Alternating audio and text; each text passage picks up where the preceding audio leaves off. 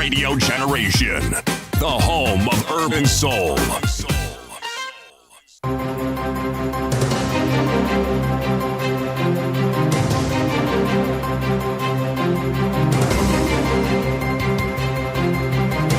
This is the Radio Generation News.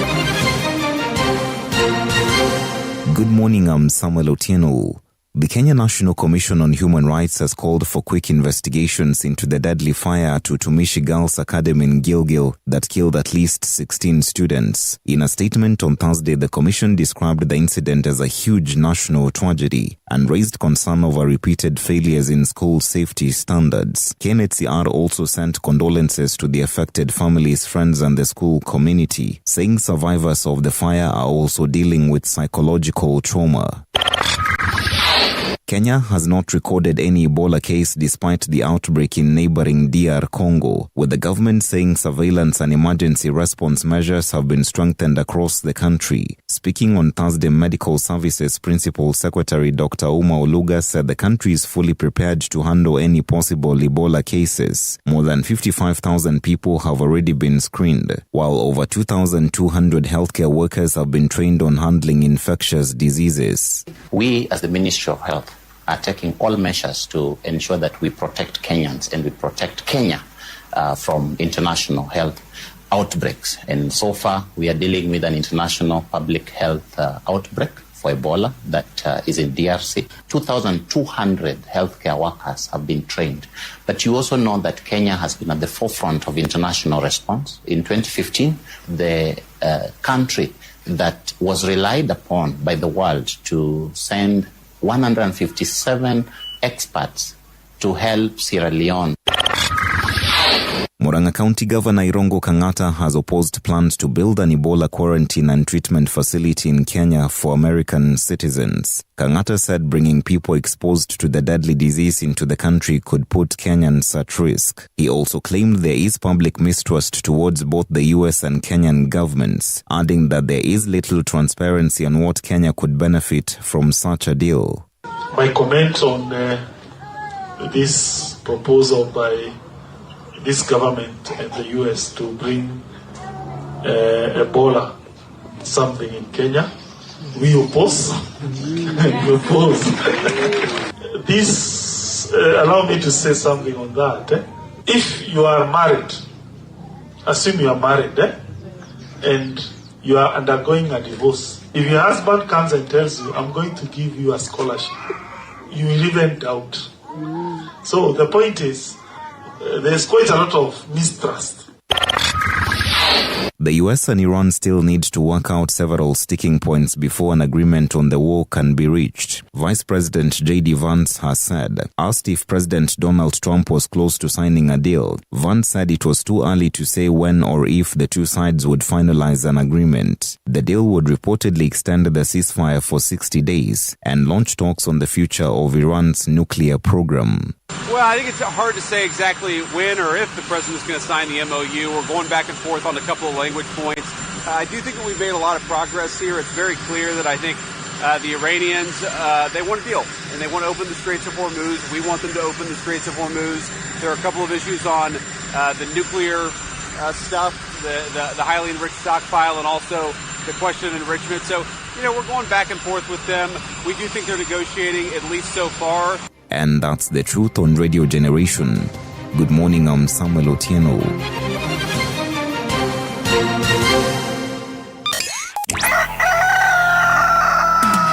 In the beginning, there was morning radio. But now there is Radio Generation's The People's Breakfast. Curious and bold, getting facts from the shadows. That's what it is. Now, as the city wakes and secrets stir, a bright new voice shines. The People's Breakfast. Your morning, your voice, your journey. Good morning. Good morning, my neighbor! Welcome to the home of hard truths and bold insights. Radio Generation. A very good morning to you. Welcome to Radio Generation, the People's Breakfast. Indeed, we are the home of hard truths and bold insights. My name is Mualam Buvi, and it is the 29th day of May, 2026. Now, this month is ending on Sunday. And it's the new month, of course, is beginning on Monday. Monday will be Madaraka Day. For those of you who've forgotten, I envy you because I know majority of you are not going to be coming to work. But nonetheless, here we are. Let's deal with Friday, because Friday is here with us, which is the 29th, like I've said. It's an amazing day. Absolutely lovely. I'm looking outside. I can see that the sun is almost coming up. I hope wherever you are also enjoying this day. But of course, our condolences to the families that lost those young ladies yesterday at Gilgil, kule sehemu za Utumishi Girls Academy. Such a tragic story, and another one that developed during that particular time, where a parent lost her life while going to see or going to find out if her child was okay. That for me was another heartbreaking moment. City Muga, habari ya asubuhi. Baba, yes, ni ngumu kusema mambo ni mazuri. Mimi ni mzima, nashukuru, lakini bwana we, mambo tunazungumzia ni mazito. Ni mazito kusema kweli. Na lazima yazungumziwe, lakini swala ni yatazungumziwa hadi lini? Because we have had several fire tragedies in schools for the last couple of can I say two decades? Yes, we have. But the question is, are we learning anything? Are we improving on anything? I have a feeling we are not.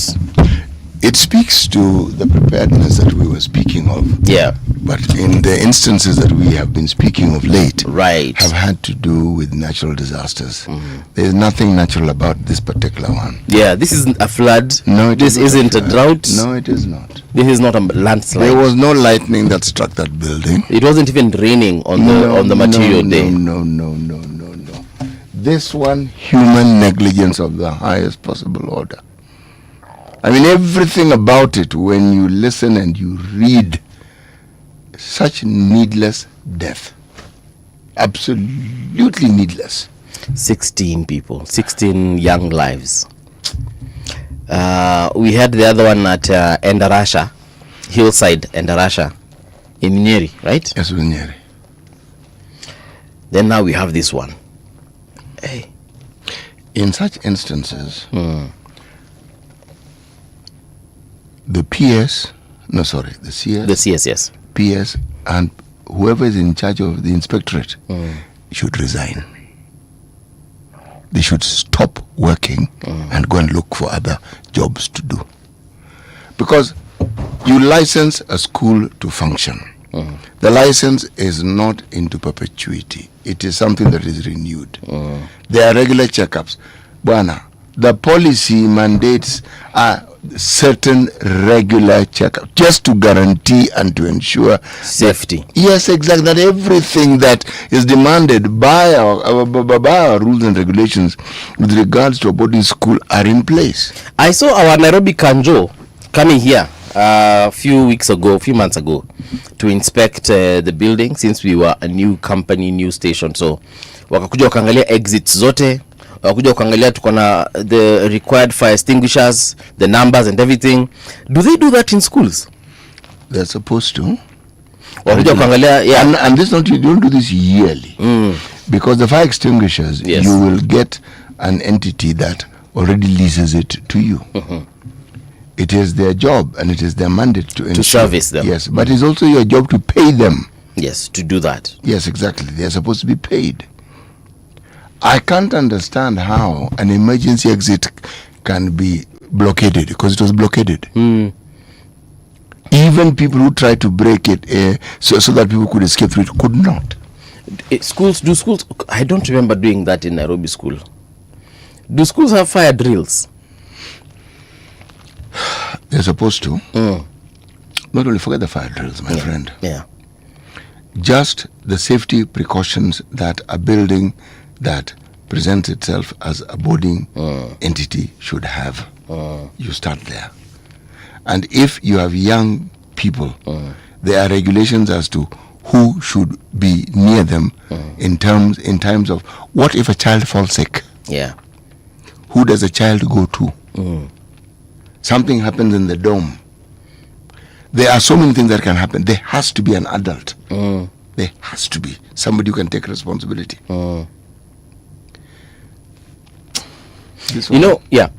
It's bad.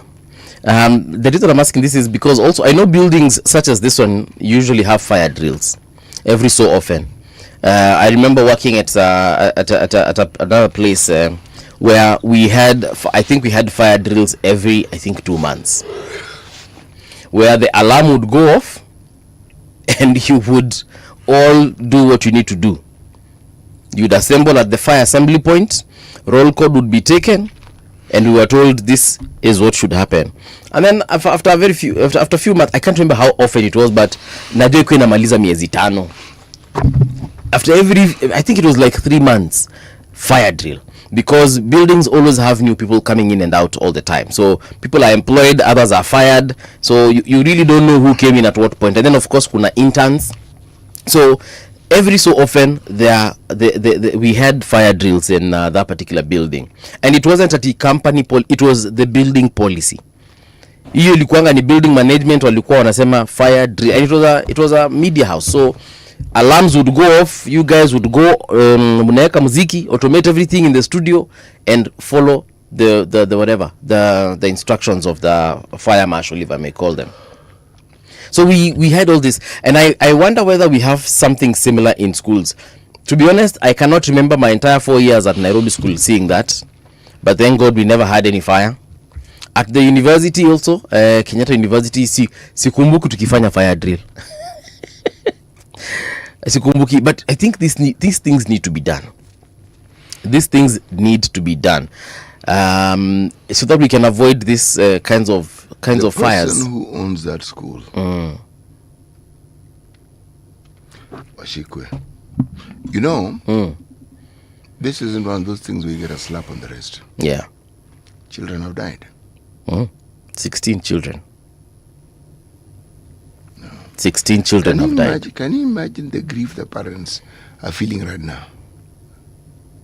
I saw parents. I saw parents yesterday passing out. You would pass out. Passing out. You literally run out of breath. You can't, like unaanguka. Your system shuts down. Yes. Too many things, too much stress, too much everything. It shuts down. Because you get there, you just hear things. You are not even sure. Hata unaogopa hata kuulizia mtoto wako. Unaona mzazi mwenzako huko anapiga ndura analia, wewe unaanza kuimagine, am I also going to be in that situation? Is my child okay? Yani that overwhelming feeling, you just fall down and pass out. And you know Paul, we play around with impunity as though, as Raila Odinga put it, a lion that has been rained on, so you think it is a cat. A lion is not a feline domesticus. It is not a tame creature. No, it is not, even if it's been rained on. We allow impunity to be the byline by which we look at everything in this country.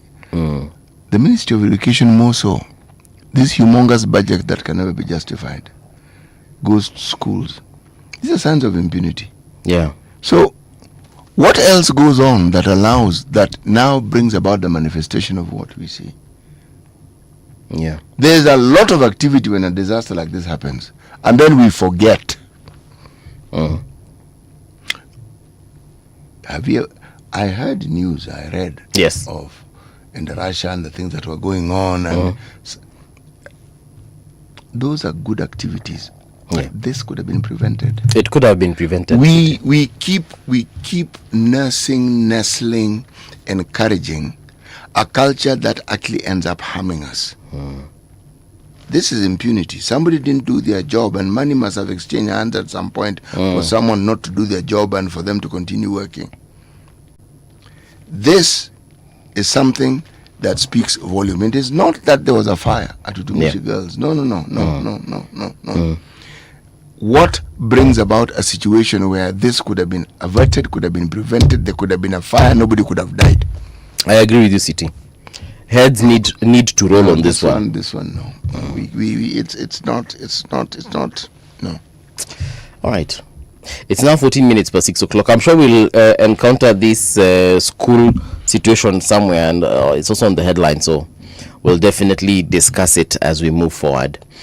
Today is the 29th of May, and it is International Day of United Nations Peacekeepers. Sorry, International Day of UN Peacekeepers, 29th of May. Hiyo ndio tuna celebrate leo. There's a message here from the UN Secretary General Antonio Guterres. He says, in an era of rising tensions, peacekeeping is a proven and cost-effective way to restore stability and hope, but it requires steady political backing and reliable financial support. So for nearly 80 years, the United Nations has sent peacekeepers all over the world where there is trouble. They keep looking for trouble. They look to quell the water. Yes, indeed. Sisi tupatie methali yetu ya leo. Yes, methali ya mwisho kutoka nchi ya Benin.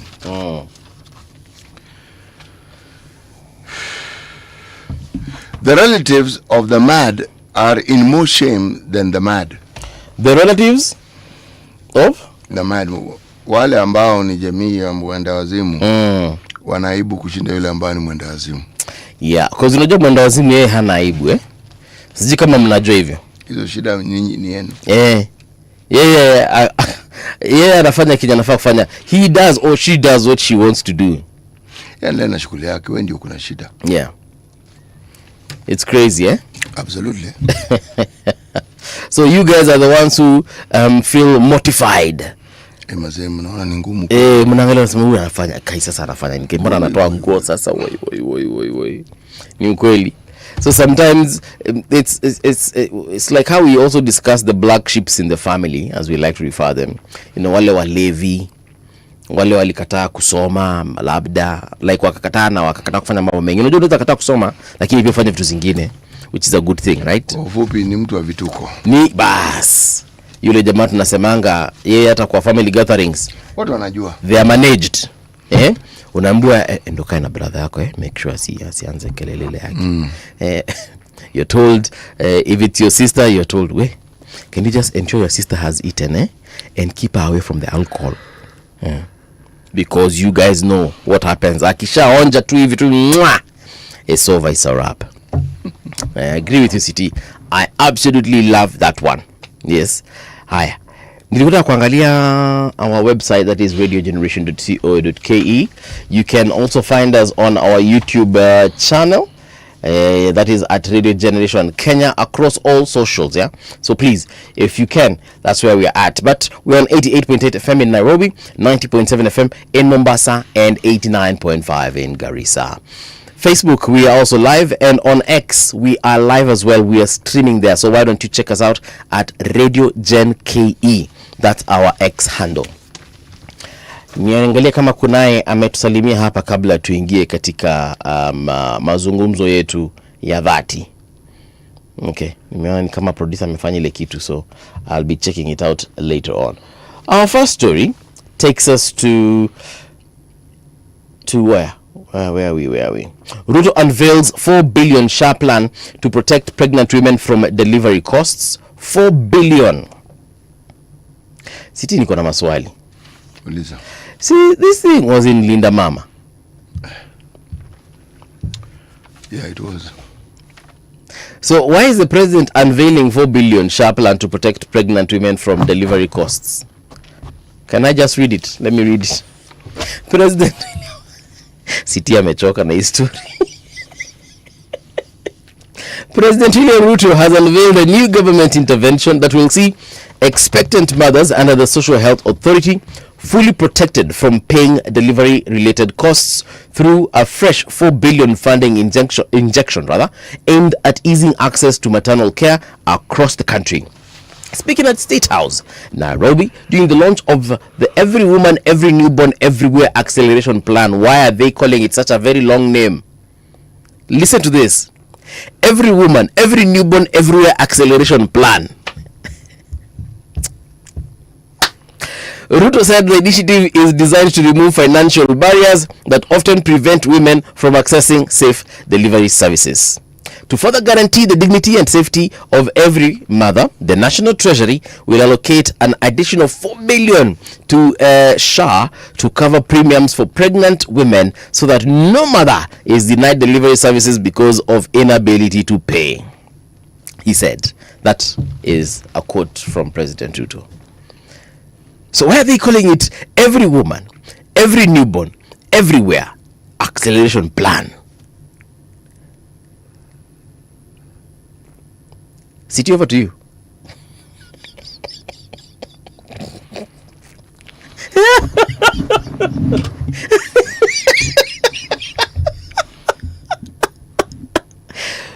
You know what? City has no words. I can see it on his face. Let me move on to another story.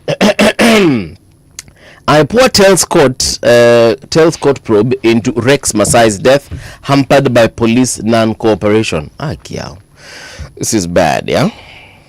A Nairobi court was told that efforts to uncover the circumstances surrounding the shooting of Rex Masai were repeatedly slowed down after investigators from the Independent Police Oversight Authority reported that they were unable to obtain key information from the National Police Service, including deployment records and operational documents linked to the protests. Justin Nyatete, a principal investigative officer attached to IPOA, said the probe into Masai's death was affected by what he described as lack of cooperation from the police, forcing investigators to work with major gaps in evidence. Now, appearing before Milimani Principal Magistrate Geoffrey Onsarigo on Thursday, that is yesterday, Nyatete said the authority carried out its mandate but encountered resistance from officers on the ground. So they are not being told, City, the officers that were, I wanted to say disbursed, but makarao wanafanya nini wakitumwa huko kwa ground, hiyo word ya kizungu, when they were discharged. Okay, fine, discharged. So they are not being told which officers were discharged to which locations, at what time they came back, what kind of weapons they had, whether they discharged their weapons, whether they shot anything, shot in the air, how many bullets were used, how many were returned. Yep. So IPOA inasema they are just been hampered, and then wanasumbuliwa na the cops on the ground. Unapiga simu venye sisi tunapiganga simu DCI. By the way, I called DCI a couple of weeks ago, maybe 3 weeks ago. I had a report. Unajua ile wanasemanga #fichua kwa DCI. So nilikuwa nataka kufichua kitu kwa DCI. They never answered my call. I called from midday, let's say at around 12ish thereabout, all the way till 4 o'clock. My phone call was never answered by anyone. I also WhatsApped them. I actually just deleted that message a few days ago because I realized they did not even blue tick. Unajua tu kusoma tu ndio nijua wameona na wanafuatilia. Nothing. So I called them, I WhatsApped them, no response whatsoever. Take the view that they are overwhelmed, not to endelea. It's been weeks, man. Take the view that they are overwhelmed, not to endelea. So what if I had a tip of an impending crime that probably was going to harm or even kill lots of people? Take the view that they are overwhelmed and move on. Yeah. Hiyo crime yako ndio ilikuwa crime peke yake Kenya mzima? Hapana. Yeah, so wewe tuendelee. Okay. Yeah, but anyway, IPOA wamesema kinyo wamesema. Yeah, your words on it? You know, it's impunity. Yeah. You know, Paul, the one thing we never seem to consider when we do the things we do and we take the steps we take, we don't consider what we are setting in motion and how it might affect us. In the immediacy, in the short term, as we say in Kenya, going forward. But it will have consequences. The impunity serves you well when you're in a position of power. A day will come when we will not be in a position of power. And woe betide you if you are part of the group that has unleashed this impunity. It will come knocking at your door. Yeah. It will. Okay. So, as far as I'm concerned, IPOA are doing their job. And whoever thinks that what they're doing is right. Yes. Let's say they are joining a group of people in this country who have perpetrated ills against the citizenry. Yeah. It is whether you're talking about the internal conflict we had in the year 2008, whether you're talking about incidences that were referred to as tribal clashes in 2002 and 1992 and 1997, whether you are talking about people who hire goons to go and cause harm. That day of reckoning always comes. You may not think so, but it does. Itafika. It does. Yes. All right. KMPDU, that is the Kenya Medical Practitioners and Dentists Union, demands full disclosure on reported US Ebola quarantine plan linked to Kenya. This is a story by Rose Chieng.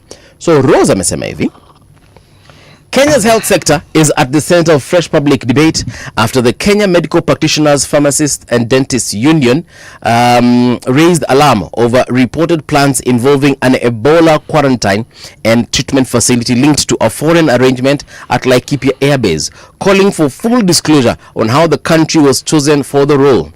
Now, in a statement issued on Thursday, that is yesterday, the union, through its Secretary General Dr. Davji Bimji Atela, questioned the government's decision-making process. The government's decision-making process, and demanded clarity on why Kenya appears to have been selected ahead of other countries in the region.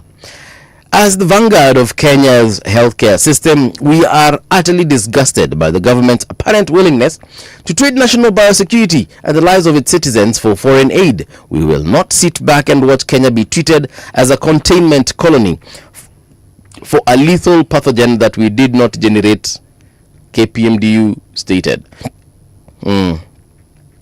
Hii kitu inafaa kuulizwa maswali mengi. You know, they at the point where they're talking about full disclosure, they are spot on. Something of this sort should have been subjected to public debate, really. Of which the public would have said no. Yes, and you would know why they're saying no. See, the debate, if it is preceded by an explanation as to what it is you're doing, successive governments seem determined that the one thing they will not do is tell Kenyans in advance what they're planning and what they're doing. For heaven's sake, what is difficult about explaining why, or saying this is the arrangement these guys have proposed? Let parliamentarians debate it. Let them talk about it so that at least there's an understanding of what you're talking about. But if people are in the dark, they will resist it. And this one is being people. Lots side of Kenya have already gone to court. And you know the funny thing is, watu wanauliza, first of all, tulijuaje kama wa Kenya that hii kitu inafanyika? Because it definitely wasn't government telling us that, oh, by the way, guys, just to let you know, we're in talks with the US to have this Ebola containment in Kenya. It was obviously someone who leaked it, as it usually is. Let me tell you what's going to happen. Now you're going to find all manner of people coming to explain. Why didn't they start the discussion before all this hoo-ha? Why didn't they take control of that narrative and explain it? Yeah. So that as people are debating, they're the ones who told you in the first place. I remember one of my colleagues from back in the day, Jeff Mote. Jeff Mote would we were having these kinds of conversations, whether it's our relationship with China, UK, or the US, and so on and so forth. Jeff would ask me a very simple question: do you think that these countries would allow us to do this in their simple country? Question, isn't it? Hey, would America allow Kenya to build a containment facility, for example, in Alaska or in Washington or California, whatever? They wouldn't. Panama. They wouldn't. Puerto Rico. They wouldn't. Yes. They wouldn't. And even Guantanamo Bay. Hawatakubali. So. Hawatakubali city. So mbona sisi ndio watu tunawakubali? Venye walituachia mashida zetu, si hata sisi tuachie mashida zao. Si kwa ubaya. I'm just thinking out loud. You see the whole idea of having a containment center and having a place where people can specialize in dealing with this particular disease means that any other outbreaks of that nature can also be contained and dealt with. Meaning, it can't be that it's only Ebola that you're dealing with. It does not make any sense whatsoever. Right. But it also opens doors for further research into this particular subject matter. But beyond that, it means there will be an increased capacity of dealing with certain diseases. Now, the problem with Ebola is that it's a scary disease. Mm-hmm. This thing has no vaccine, Titi. It is. Why should it have a vaccine? Because it does not bother. It's something that kills Africans. Exactly. Yes. And it kills it kills in 4 days. Yes. Also. The thing is this. Yeah. When we had the discussion with the IVI CEO, this is something that came up. You see, a vaccine and the creation and the production of it costs money. And the people who are involved in it need to understand how they can recoup their money. Okay? Yeah. If it's a disease that is affecting the globe, case in point COVID. Vitu vitasonga. Okay? Ebola. And you know who are two African countries currently? Bwana mtajipanga. The first time it broke ranks with the Eastern Central Africa is when West Africa kidogo. Nah, it's not a biggie. It's not a biggie. You remember we hosted IVI a few days ago. Yes. And I'm forgetting his name, but I think it was was it Dr. Jerome? Yes. Yeah. He said, and we were talking about bilharzia, and especially the one that, because it has a different name when now it affects the reproductive system of our mothers and sisters. It's called stomachiasis or something. Schistosomyces. It's that one. Schistosomyces. Schistosomyces. And I asked him, so why don't we have like a proper vaccine around some of these diseases that affect Africa? And he says, siko baya, but if there is no global need for that particular vaccine, kidogo itakuwa tricky to put all our money into that particular research, since it's affecting a very small population of the world. And he said, at the end of the day, these people are in business, and I understand the business aspect conversation part of it. Trust me, I get it. Because even I wouldn't throw my money where I'm not seeing the returns. But it gave me an insight as to why things such as HIV, malaria, and now that bilharzia, schistosomyces. Thank you very much. And now Ebola. Why they're not being given the... No, HIV was affecting everybody. Ndio nasema sasa. Walingangana nayo ikafika mpaka mahali imefika, na actually they're very close to some very good medical care. And actually we are there anyway. It's no longer a death sentence. Yes. But when we look at things like Ebola, hapo ndipo shida yangu iko. Well, you see, if Africans would stop eating monkeys, number one, we need to sort ourselves out. And rodents. And if African governments would wake up and stop being children who need to rely on other people, then we would find solutions to these problems. Why are we debating about somebody finding a solution to our problem? Exactly. Hey. We are 54 nations, 54 countries. 54 countries. And literally all of us are over 60 years old. And we pay, and we have taxpayers in our countries. Yes, and we pay taxes. If those presidents and prime ministers and kings in Africa would just decide and say that, guys, we just need to have a proper research for our own diseases. You know, we do have an African CDC. I know. Disease control, but you see, money has to go into it. Yeah. This is not cry the beloved country, it's cry the beloved continent. Because, my friend, so long as we are relying on other people to do things for us, such things will occur. And that is why I'm in bed, not in bed rather, but I am in agreement. I'm in agreement with Pan-Africanists and folks like Julius Malema, who say that, guys, we need to focus on being one people. That man has impressed me tremendously. Because he has come out and spoken to xenophobia directly. Yeah. Not mincing his words, explaining it clearly, and saying, guys, this, no. No. We cannot, and yet there are other politicians in that same country who are fanning that fire. Oh yeah. This fire is fanned. You know, this sovereignty that we speak of must be practiced. Right. We cannot be dependent on other people and then we keep talking about our independence. We cannot be dependent on other people and we are complaining. If we were able to stand on our own, this discussion would be a completely different discussion. Very true. And the problem with the government not coming out and getting hold of that narrative and being the ones who actually explain to people, even if there was any good in this particular operation, it's lost. It's lost. You're right. Na history ya Ebola, actually, I want to be very wrong. I actually, even, like, because if things go South City, we're in trouble. The thing is this. Ebola, much as it kills in 4 days, the particular pathogen that deals with Ebola, it doesn't have a very long shelf life. It's not one of these things that is going to sort of like linger around forever. Yeah. Okay, no. We need to be able to take hold of our lives, man. We are having this discussion because we are dependent. Yes. Let's check out this thing we're calling the traffic updates in Nairobi and Mombasa. So, here's the thing, Nairobi, kunakaa vizuri sana. Same as the Parklands, Lamu Road, not looking bad. University of Nairobi, that particular stretch of road, Uhuru Highway, that is, and University Way are looking quite well. Watu ambao wanaenda Ngara, no wahala whatsoever. If I look at Mombasa Road, not Mombasa Road, so Thika Super Highway. Thika Super Highway is not looking bad. That stretch at where is this? From Survey, and it's not really a long stretch all the way to Pangani. That's where you'll find a little bit of traffic, but from the look of things, it's moving nonetheless. I go back all the way to Kenyatta University. Kenyatta University not looking bad, very clean.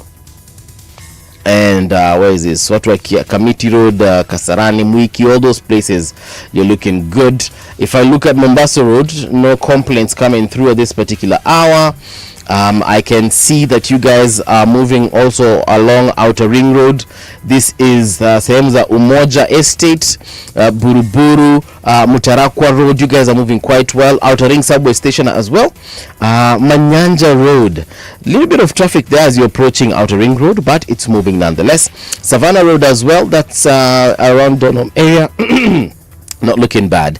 Lunga also part of Eastlands, not looking bad. Past Makadara as well, there's a little bit of a red spot here. That means that this is a Matatu stage, I'm sure, but everything else beyond and after that, before rather, and after that is moving quite well. Enterprise Road into Mombasa Road, Lusaka, everything is looking fantastic. Along Mombasa Road, that's from Airtel, going back all the way to Maradaima, then I stretch it back all the way to Mlolongo. You guys are moving quite well. So that means that if you're heading from Kitengela towards the CBD, you guys are moving quite well. If I can teleport to this place known as Mombasa County is not looking bad. Let me see. The island of Mombasa is moving quite well. A lot of gray spots, gray areas, actually very long stretches of gray road. That means that you guys are not on the road at all. For example, Mamangina Drive, Nkuruma Road, Pembezandovu, Moi Avenue, Ganjoni, Mbaraki, Mzimle, Shimanzi. You guys are moving, actually not moving at all because you guys are not on the road. That means that you guys are sleeping. Makupa though, stretches of green. Limuru Road, not Limuru, but Lumumba Road.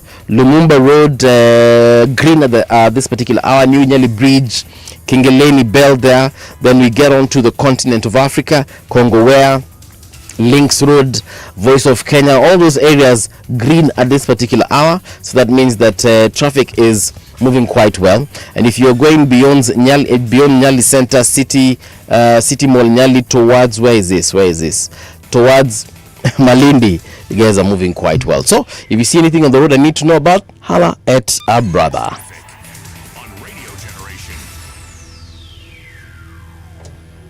And we are back. Let's check out magazeti ya leo. This morning, looking at the Daily Nation front page, they're saying, oh no, not again. Horror at dawn. 16 students died in a dormitory fire at Utumishi Girls in Gilgil, Nakuru yesterday, and over 70 people were injured.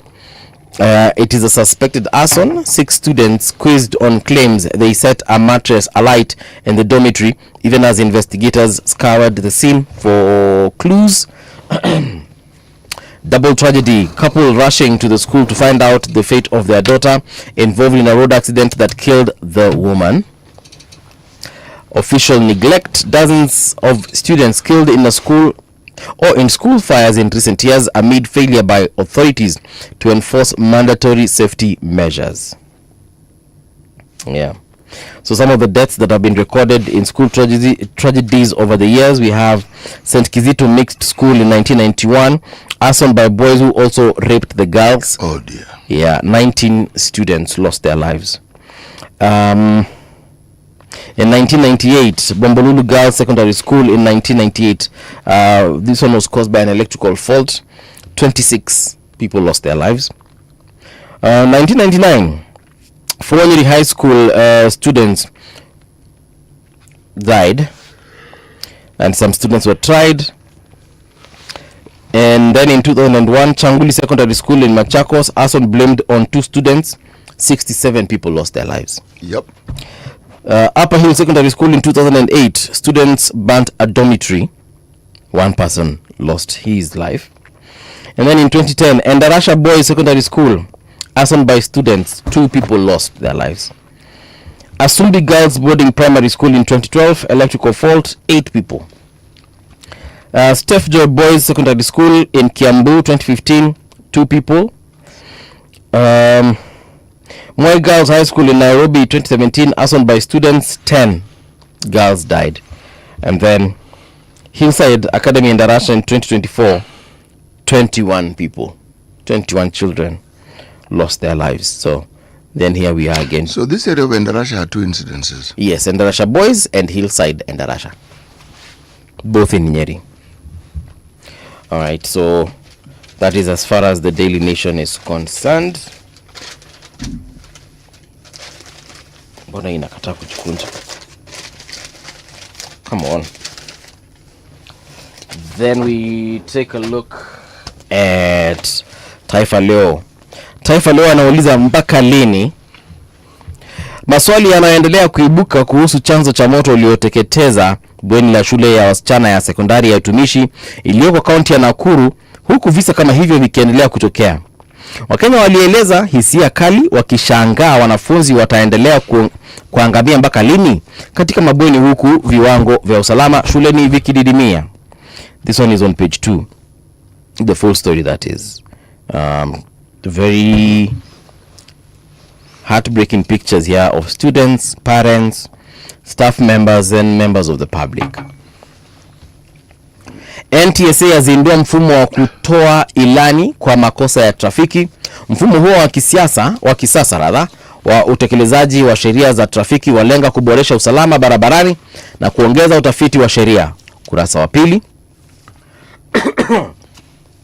Raia 300 wa Ghana wa hepa Afrika Kusini walirejea kwao baada ya wimbi la maandamano dhidi ya wahamiaji kutikisa Afrika Kusini. Hiyo iko ukurasa wa 11. That is the Taifa Leo.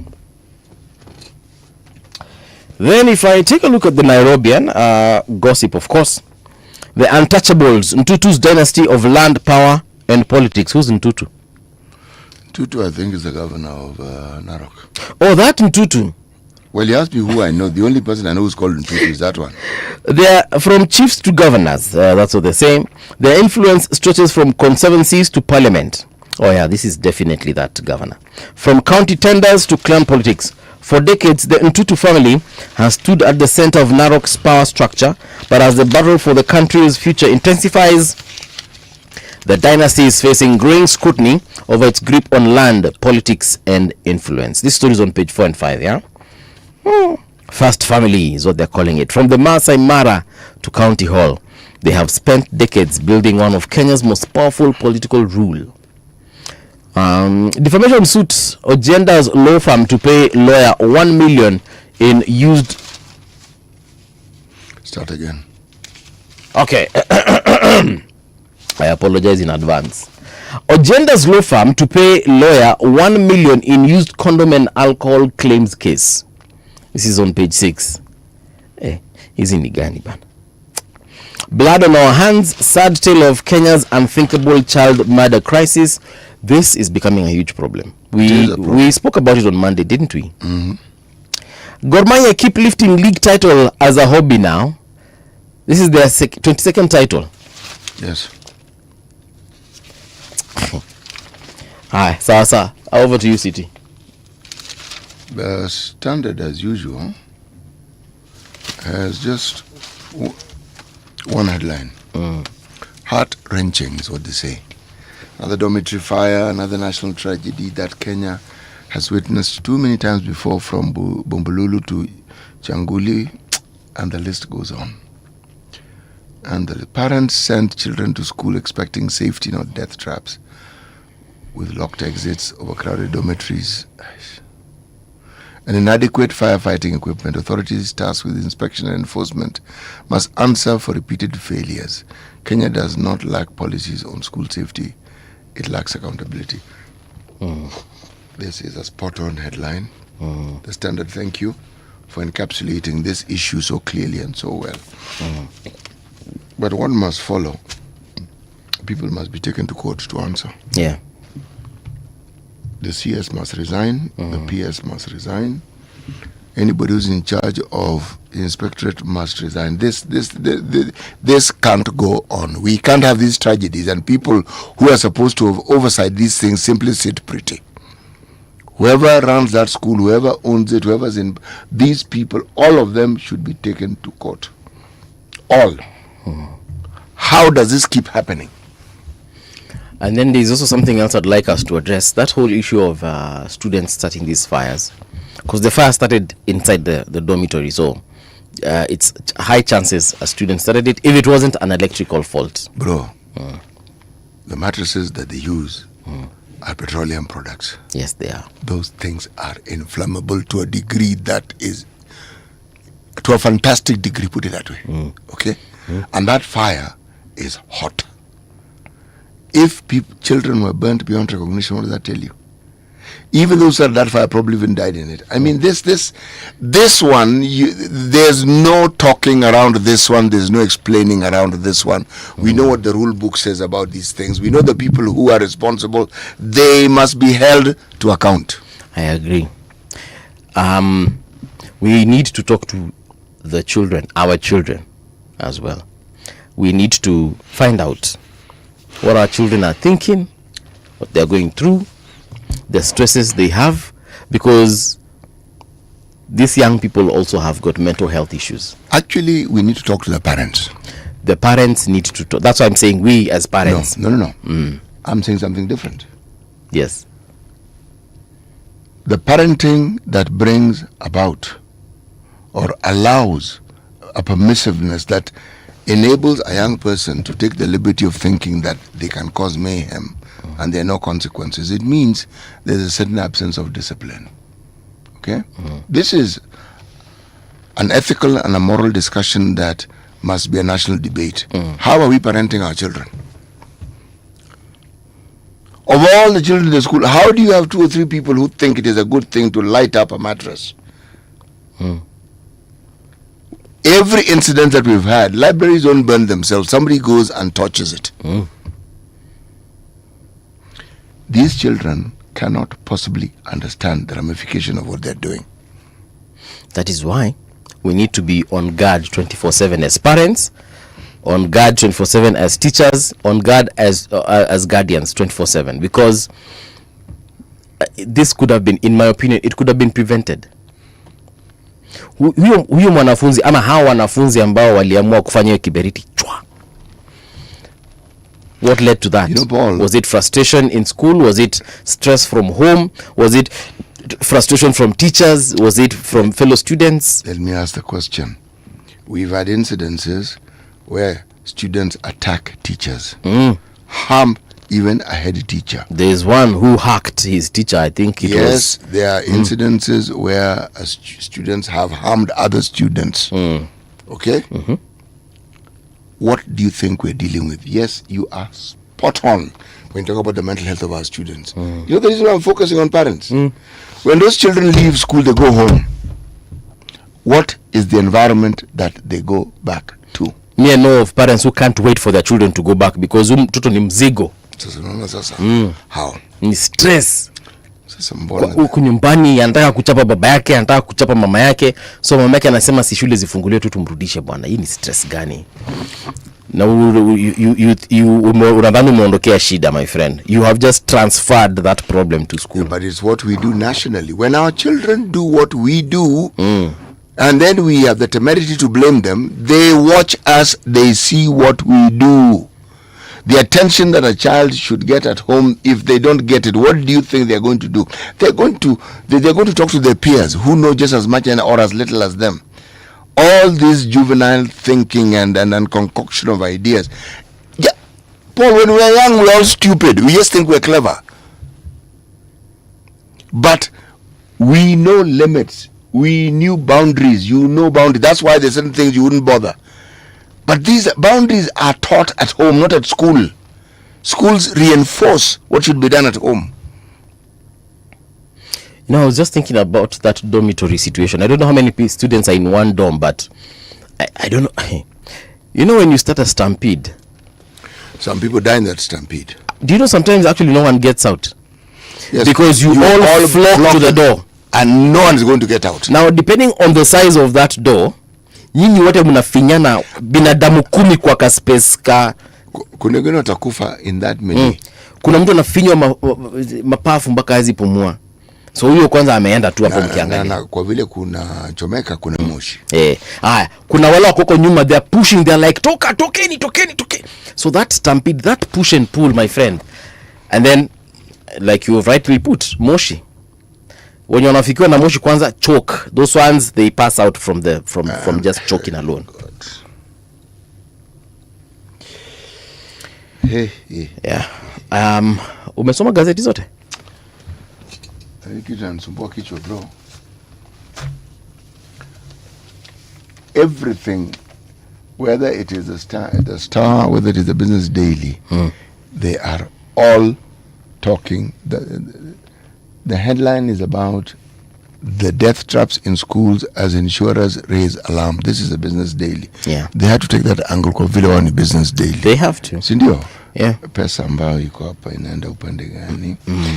Weekend Star, 16 girls killed in Gilgil school fire. Gilgil is a lovely place, very scenic. Yeah. There was a school in Gilgil where a headmaster was responsible for a child who was beaten and even died. That headmaster got jailed.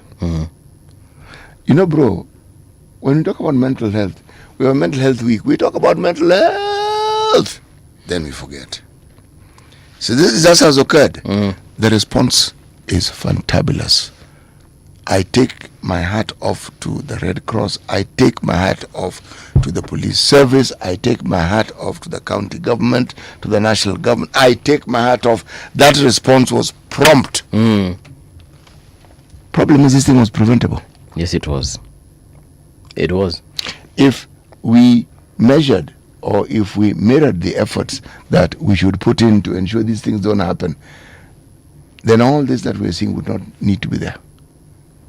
But my hat off to the DCI and everybody who went there to do what was necessary. But this thing could have been prevented. This effort tells me we have the capacity. If we have the capacity to rally like this, surely, do we actually lack the capacity to ensure that what is required? The inspectorate should shut down schools that don't meet these requirements, for heaven's sake. We see the Kenya medical practitioners and what are they called? I forget what they're called anyway. It's not KMPDU. That KMPDU, that is the union of doctors. Okay, ile association ingine which licenses KMPDC. Yes. See, how they are known to shut down facilities. They are known to say they are the regulator. Yeah, we will come back and you will do A, B, C, D. But meanwhile, funga. Okay. We've known incidences. There are not many of doctors being held to account. Some licenses being revoked.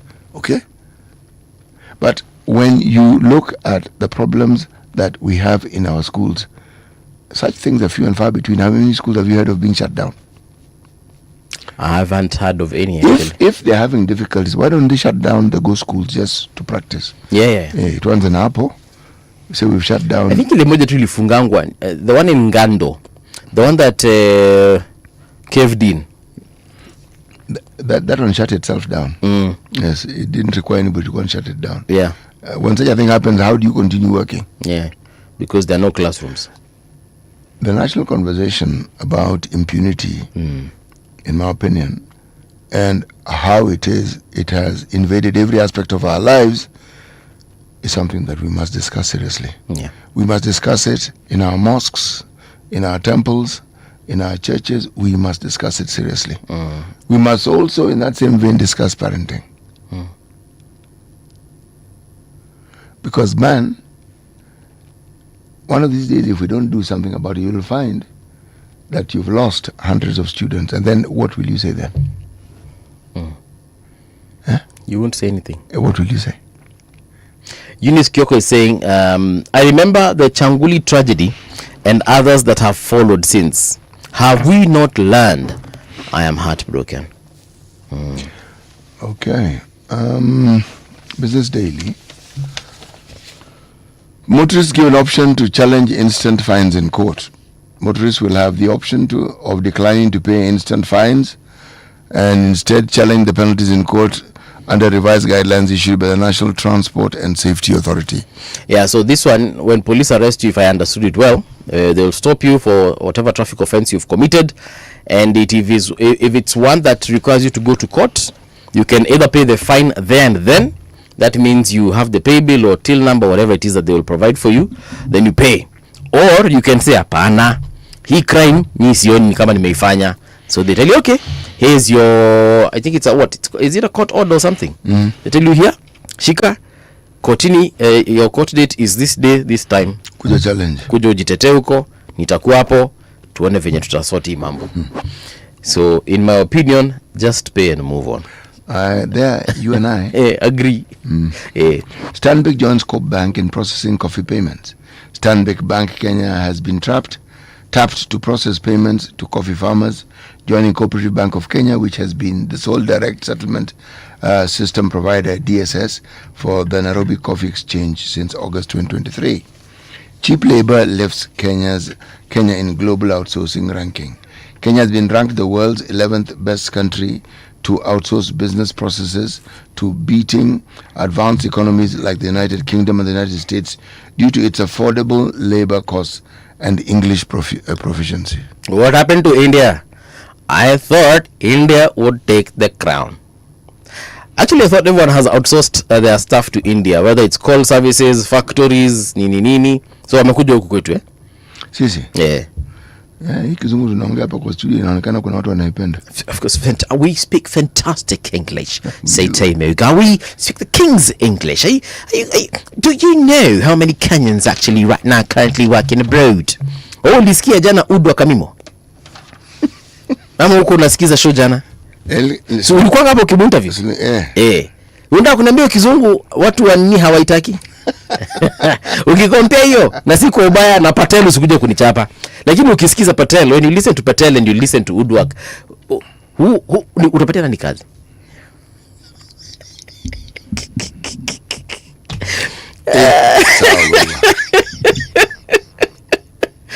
Orash Boneme said morning movie and CD/CT Muga. My condolences to the family and friends of Utumishi Girls. Very sad indeed. Nick Bala mesema good morning. We've had school dormitory fires before and recommendations made to ensure student safety. Why don't stakeholders implement the measures to curtail these painful deaths? Willis Juma, morning, good morning City and Movie. It is sad to lose a young soul in school. Somebody slept on the job, but surprisingly, leaders never acknowledge the incident in serious manner at the so-called prayer breakfast. Yes, Churchill Salmon, amesema morning City and Movie. It's so sad that we never learn from such losses. On the other hand, the deputy president was making fire jokes in a rally the same day this happened. I wonder. Yeah, but did he know that had occurred? But is he talking about were the jokes made on Sunday or on Monday morning? Because Monday morning, I don't know whether the DP was at a rally, but I could be wrong. No, it would have been reported. Was it reported? I do not recall such a report. Okay. All right. Willis Juma amesema City leo akona emotions mbaya. Things happening in this country are making elders tongue-tied. Alex Gioko, good morning Radio Generation. Kitale is tuned in. Eunice Gioko amesema then tutus and sunkulis are a whole story in Maasai land. We? Haya, sawa sawa. Luis Rudasingo amesema good morning. Mukasa Meshak amesema good morning. Can we have Meguna virtually? Mukasa is asking. Well, that's a very good question, Meshak. We will look for him. We'll ask him if he can. Siti amesema, Fikiti amesema. Sawa sawa. Here is the news with Samuel Otieno.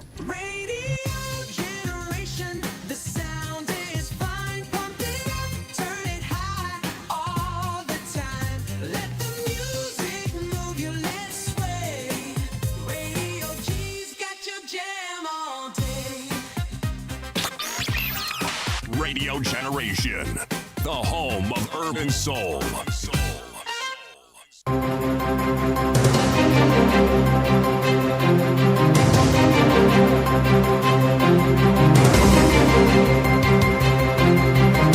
This is the Radio Generation News. Good morning, I'm Samuel Otieno. The government pathologist Dr. Titus Ngulungu says DNA tests will be carried out to help identify recovered bodies from the deadly fire at the Utumishi Girls Academy in Gilgil. Speaking at the scene on Thursday night, Dr. Ngulungu said forensic teams had completed documenting the scene and recovered 16 bodies from the burnt dormitory. He said investigators also searched through the debris as part of efforts to establish the cause of the fire and identify the victims. And we have also combed through the debris, the burnt debris, all the cubes of this dormitory, and we have managed to recover 16 bodies. We have documented the bodies and we have secured them in the body bags, and we are planning to take them to Naivasha mortuary for postmortem, for performing the postmortem and also further DNA analysis. DCI officers investigating the deadly fire at Utumishi Girls Academy in Gilgil, Nakuru County say early findings point to a possible arson attack. Detectives are trying to establish what happened before the late night blaze broke out. More than 20 students alongside the school matron, security guards and members of the school administration have also been questioned as investigations continue. Here's Interior CS Kipchumba Murkomen. This is a serious tragedy. The investigations are going to be thorough. The Director of Criminal Investigation is here. The crime scene investigators are already here. The officers from government chemists are also here. And all processes will be done, including DNA tests, to ensure that these processes are done successfully. The Katiba Institute has gone to the High Court in Nairobi to stop the government from setting up or approving Ebola quarantine or treatment centers linked to foreign governments until the case is heard and determined. At the same time, the Kenya Medical Practitioners, Pharmacists and Dentists Union has issued a 48-hour strike notice demanding the government release full details about the proposed facility. The government has defended the planned partnership, saying it is legal and follows Kenyan law. The matter is now before the High Court in Nairobi for hearing. President William Ruto has revealed that he and First Lady Rachel Ruto lost their firstborn son, saying the painful experience pushed him to support better maternal and newborn healthcare in Kenya. Speaking during the launch of a maternal health campaign at State House, Nairobi yesterday, President Ruto said no family should lose a mother or baby because of poor healthcare. He called for urgent action to reduce preventable deaths in hospitals across the country. It was tragic, really. Because she went on to tell me, you are in the league of Afghanistan. And she told me Kenya is a very progressive country. And it is shameful that mothers continue to lose lives when they are giving birth, and newborns continue to die. And it quickly reminded me of my very own personal experience. Mama Rachel here and I lost our firstborn son. So it's not something that is far-fetched. It's not something that is a story. A 21-year-old Austrian man has been jailed for 15 years after planning a terror attack targeting a Taylor Swift concert in Vienna in August 2024. The man was found guilty of terrorism-related offenses after authorities said he was preparing a jihadist attack during Swift's Eras Tour concerts. He was arrested following a tip-off from the CIA shortly before the singer's concerts at Vienna's Ernst-Happel Stadium. And that's the truth on Radio Generation. Good morning, I'm Samuel Otieno. The views and opinions expressed on this program are those of the guests and do not necessarily reflect the views of Radio Generation. Radio Generation assumes no responsibility or liability for the interviewee's views. This is Radio Generation. In the beginning, there was morning radio. But now there is Radio Generation's The People's Breakfast, curious and bold, getting facts from the shadows. That's what it is. Now, as the city wakes and secrets stir, a bright new voice shines. The People's Breakfast, your morning, your voice, your journey. Good morning. Good morning, my neighbor. Welcome to the home of hard truths and bold insights, Radio Generation. A very good morning to you and welcome back to Radio Generation. It is now 6.5 minutes past 7 o'clock. How are you doing? In case umetuma salamu na sijakuona usijali, I haven't forgotten you. I'll definitely give you a shout out as we move forward. But this particular hour, I'm very excited because I am hosting my cousin. It's none other than Muluke Mungala. Madam Mungala, how are you doing? Good, Paul. You know, yes, I didn't see the poster with your. I knew the topic that we're gonna have a conversation on, but I didn't know I'm actually hosting you until this morning. I even called my producer and I was like, surely Edna. Yaani una host kazini yangu akaniambia aya sijui ni kazini yako nikamuuliza unajua mwingine nani yako na jina Mongala. I know. But how are you doing? I'm great. Hata nijifanye sijakuona kwa siku mingi sana. So how have you been? I've been great. You're well? I'm very well. Tell us a little bit about so Muluki Mungala is a child therapist and child protection practitioner at Childline Kenya. Yes. Tell us a little bit about Childline Kenya. What you guys do? Yeah. So thank you for the introduction, Paul. As you've heard, I work at Childline Kenya. We are PPP, but we are in public-private partnership with the government. But before I explain how we partner with the government, yes, at Childline Kenya, we provide an online platform where child protection cases are reported. Okay. And we work 24/7 through the national child helpline number 116, and we respond to child protection cases all over the country. So wait, there's a like a hotline. Yes. 116. Yes, 116. When people call this line, what exactly are they reporting? As long as it involves children, any child, as long as they're below 18 years, we offer our support. Okay. Yes. So what kinds of, for example, how often does that line get called, and what are some of the things that people report? People report a lot of stuff, and a lot of cases. And at the helpline, I would talk about the different categories of cases that we receive. So they are divided into 4. We have, or majorly, let's say three major categories. Okay. We have the abuse and violence cases. These are high priority cases. Yeah. And then we have information inquiry. The helpline provides a lot of information to the public, the general public, our country. You might have queries on birth registration. You might have the highest number we have is child support, child maintenance. We have custody cases. Under information inquiry, we also have 6 children, disputed paternity. There are so many cases where you can ask anything. At the information inquiry cases is where we get a lot of cases, because parents want to find out, how can you help my child? I'm in this situation. Yes. What do I need to do? And that is why we categorize them as information inquiry. Then we have counseling cases. This is the core business of the helpline. Mental health services, of course, the child protection services. We give counseling services for all children, and we do telecounseling, and it is free. Telecounseling is the video counseling where you see me, I see you. So for video is online therapy. Oh, okay. Yeah, but those are online counseling services. But telecounseling is whereby it's through a call. So the 116 number. Yes. The way the call center is designed, and we have 2 call centers, one in Nairobi and the other one in Eldoret.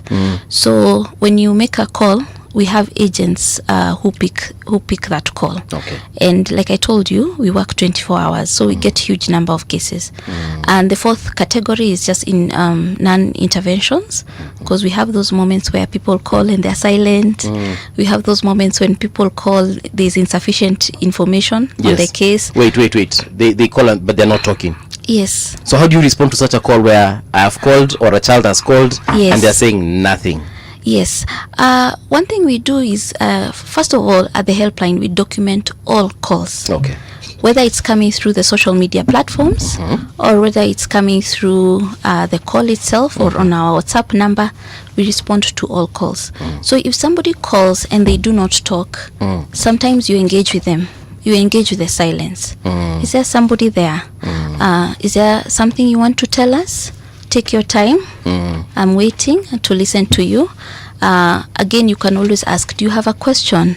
Do you have a case you want to report? Okay. And then after maybe a minute or so is when now you document the case. Okay. And then, because normally those callers tend to call again. Okay. So sometimes someone is just mastering the courage to talk. Yes. In cases of abuse, what do? You direct that caller to the police, or you document the abuse and then you call them back? I mean, what happens if you're called and a child is reporting, let's say, sexual abuse? What happens? Good question, Paul. That's a very good question. Thank you.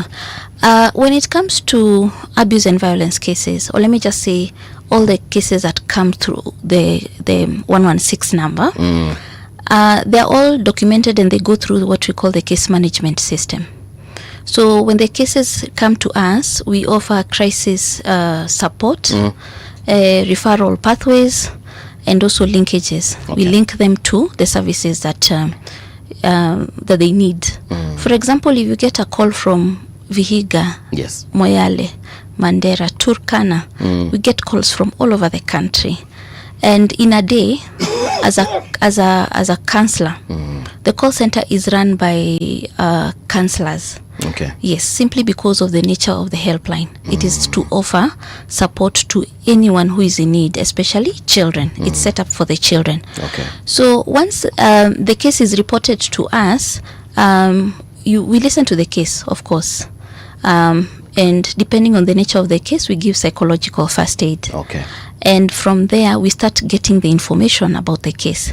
So whoever is reporting to us, remember we are in the helpline, and we work with a very huge directory of partners. Yes. Childline Kenya is the official technical partner that runs the government toll-free number 116. Kwa hivyo, hiyo nambari ni ya serikali. Okay. The system is theirs.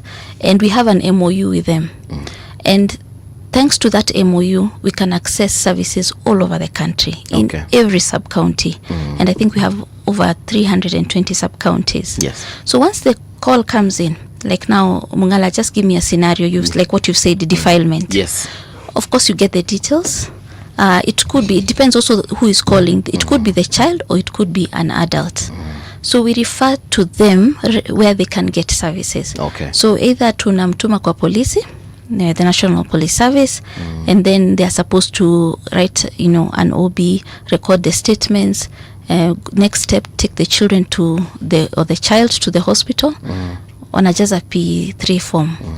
And remember, this documentation is only done in government medical facilities. So that means you have got to go to a public hospital. Yes. Okay. Yes, and we also have special hospitals that also have that mandate.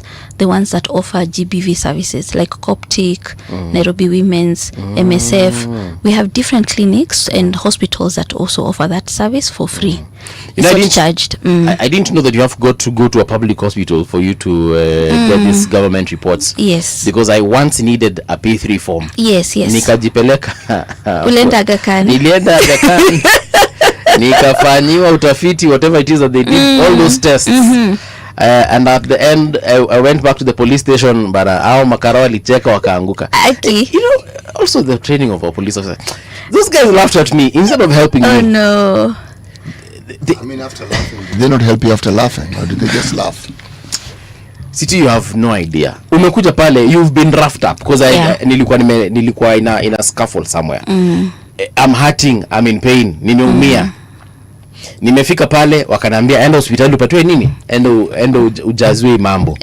So you did not ask which hospital you should go to? I didn't ask because to me a hospital is a hospital. Whether it's Aga Khan or it's Kenyatta, it's a hospital. Yes. So mimi na miguu yangu nikaenda mpaka Aga Khan. Okay, Aga Khan wakakuhudumia vizuri. Na nikatoa pesa mingi sana. Inakuwaga hivi. Pole sana. And I went back to the police station. But those guys laughed. And they wakaniambia sasa kitu ufanye usiende huko mahali umeenda, enda kwa serikali. They even directed me to the specific hospital within my locality I should have gone to. Yes. Anyway, it's so do you follow up? Do you usually follow up with these absolutely victims to find out what has happened? Oh yes, we do. And follow up can take there's no amount of time that is put in terms of follow up because high priority cases, abuse and violence cases, for example, the example that you've given about defilement, they are categorized as high priority, ongoing. So you have to justify why you're closing the case.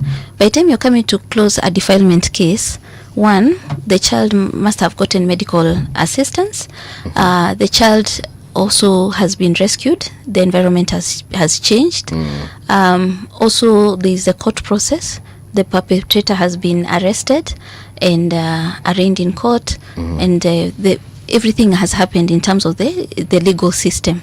And then that's when. So some cases take long because of the nature of the case. Yeah.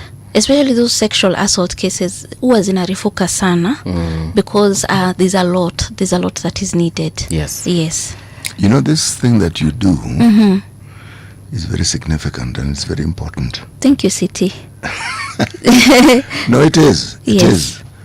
Is it possible for you to walk us through the thinking behind it, why you got into this, what the demands for such a service were, and because it is definitely needed, it is definitely important. Absolutely. But the background to it. Okay.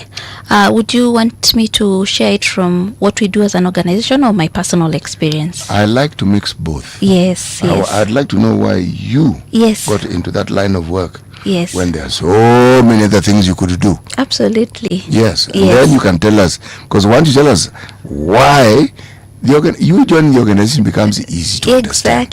So exactly. It is you Yes. I want to tell us about. Yeah. Thank you, Siti, for that. So, first of all, I have a background in teaching, and I am an early childhood educator. I smile because I myself am a teacher. Oh, nice. Yes. What did you teach? Literature and the English language. Oh, wonderful. As Kenyans would say, majorly. But I taught economics. Yes. And I also taught history and Kiswahili. Yes. Once you're in the school, the head teacher will decide what you should teach. Yeah. Forget what you studied. Yes. Yeah. So after teaching, or rather during my teaching training, I was also passionate about the mental health of children. Because of my experience in the school, you realize that I wanted to give my learners and students a little bit more beyond the classroom, beyond teaching children and the ABCDs and everything that we teach children. So my passion for child therapy started a long time ago. It's been a beautiful journey, and I started from the school setup.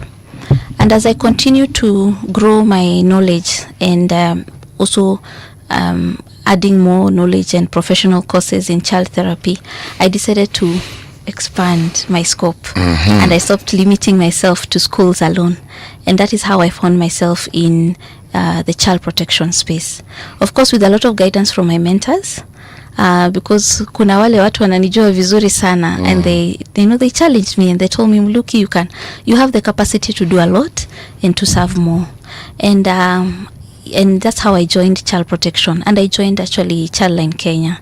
So this is my 5th year there, and it's been a wonderful experience because now I get to serve in different capacities. I wear different hats at Childline Kenya. I support the call center 116, and I also support the programs department. So when it comes to child protection, and especially psychosocial support in the child protection space, it is very demanding. It is not a career for the faint-hearted. You know, the cases come and you have to be mentally ready to handle those cases, because some of the challenges that are reported at the helpline, they are so severe. It is heartbreaking what is happening to children. And I was pulled to Childline Kenya because of the scope of work that they do. It's very wide. We move from mental health, psychosocial support to emergency response. Actually, Childline Kenya, the National Child Helpline, falls directly in the what we call in the State Department of Children's Services. It falls directly under the Department of Strategic Interventions and Emergency Response. So we give emergency response to cases all over the country. And let me tell you, Paul and City, those cases come. Yeah. And the call center is a center for receiving distress calls. And it's a lot. Whatever is happening in the media, it is pushed to us. Whatever you see happening to children, it is all pushed to us. So we cannot do this work alone, and I'm so grateful that we have a partnership with the State Department of Children's Services, because they support a lot. The State Department, or rather the government, any parastatal body steps in very quickly to support children. Now, for example, we've heard of these cases of missing children. Oh yeah. It was actually highlighted just the other day that there's an organization, that is dealing with almost 1900 missing cases. Yeah, that must be Missing Child Kenya. Yes. 1900 children. I mean, that's quite a lot. It's a lot. What's happening from the data that you're collecting? What's not happening? Absolutely. What's happening or what's not happening? I would say both. Even as we are asking ourselves, what is not happening or what is happening. Do you get calls from parents who have missing children? Or yes. Okay. Yeah, we get parents a lot, especially right now that we had the International Missing Day for Children. Okay. That was just celebrated recently on Monday, and we have started sensitizing the public through the government, through state and non-state actors. We are creating awareness. So when these numbers come, it is now people are coming out to say, I have lost my child. Before, ulikuwa unapoteza mtoto, you struggle. You struggle among your family members, majirani, the community. You start struggling. Hey, help me find this child. Alafu your story inaishia hapo. Yes. But now reporting has come up. A lot of awareness has been created. But also the issue now, it goes, for me, how I look at it and how I assess it, missing children also goes hand in hand with trafficking. Because these children are either stolen or they are abandoned or they are neglected or they stray. Yeah, there's so many. When you look at the data that was shared by the PS, yes, they broke it down, the different categories of how children go missing. And one thing that came out very clearly, and the higher numbers of, and that's a good thing about data, the highest number of these missing children are as a result of poor parenting. No way. Yes way. Missing children it has a correlation with poor parenting.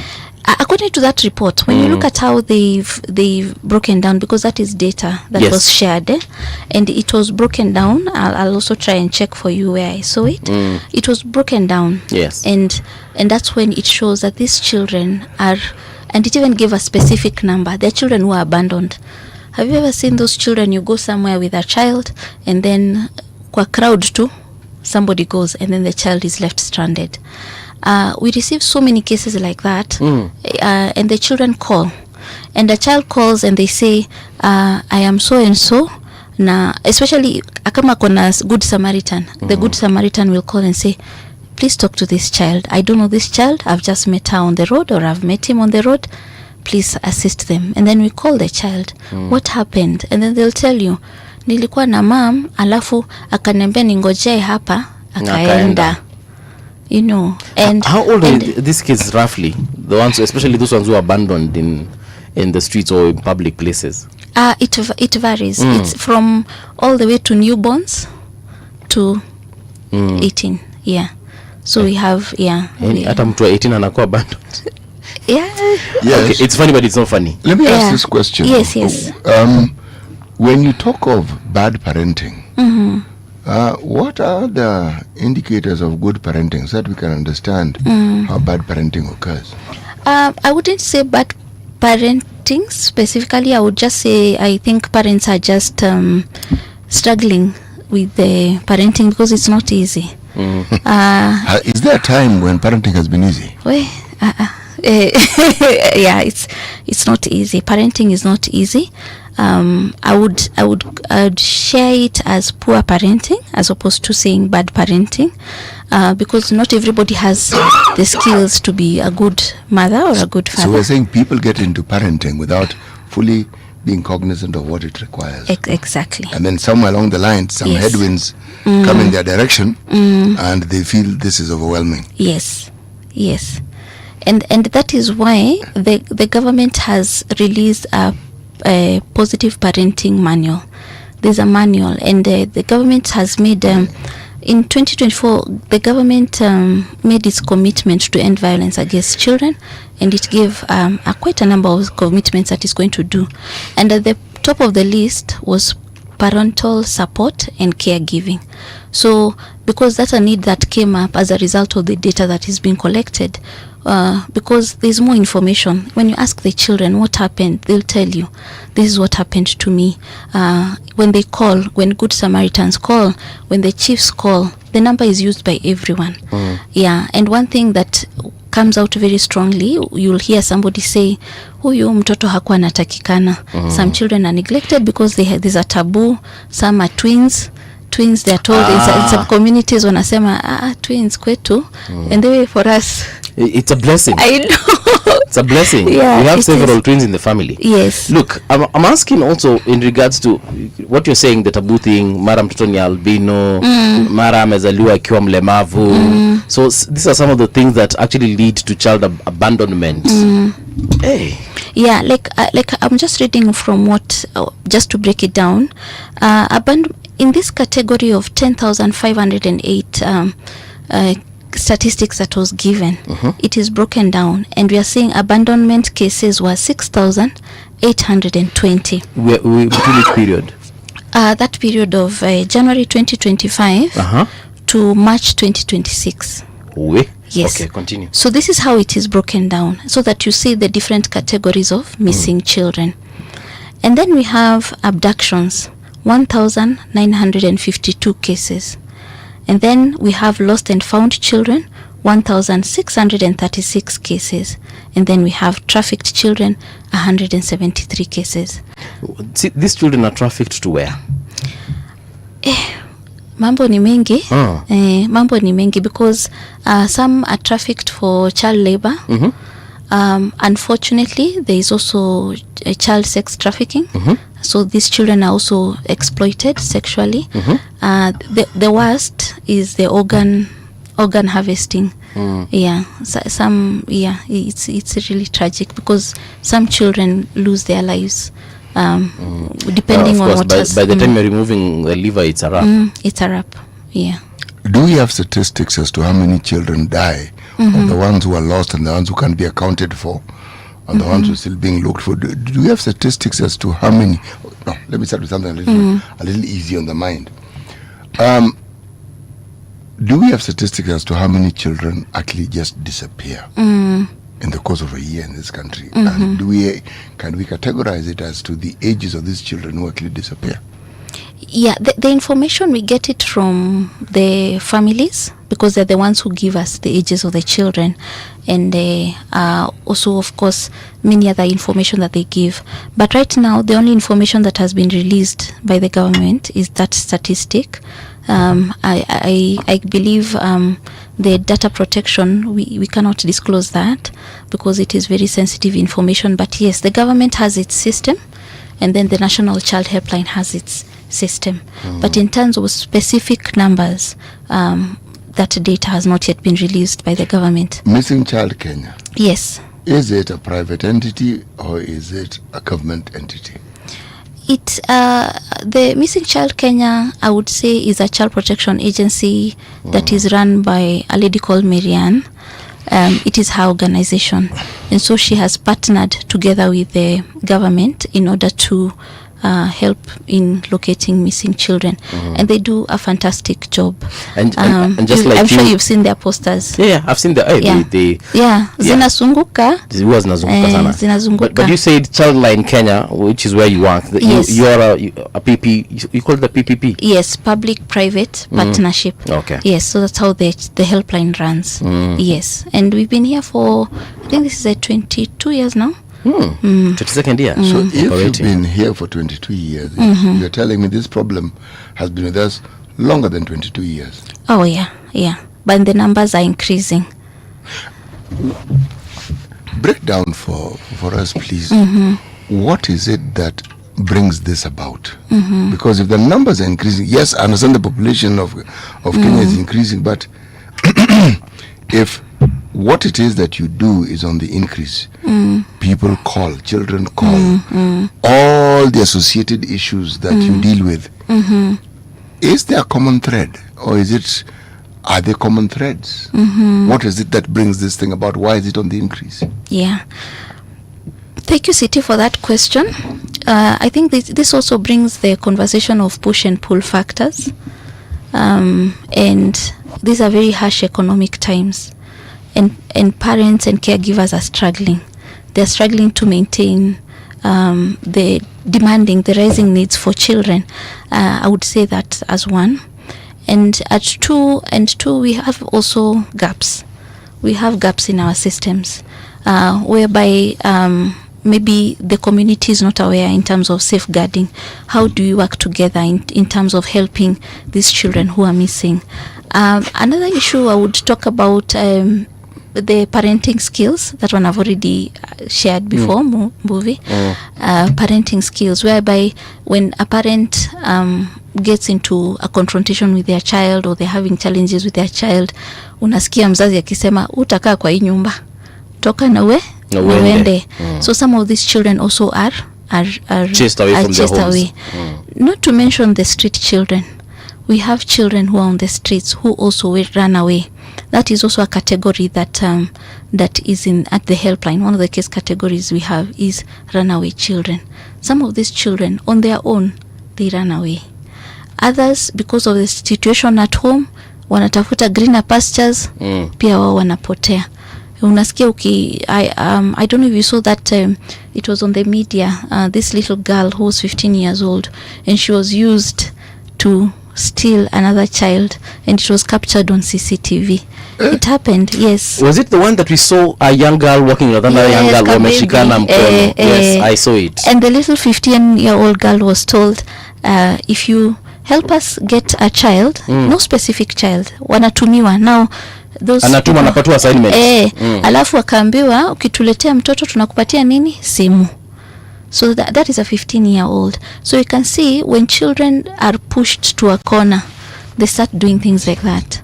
And it is very unfortunate if another child can be used to take other children. So we must be very vigilant.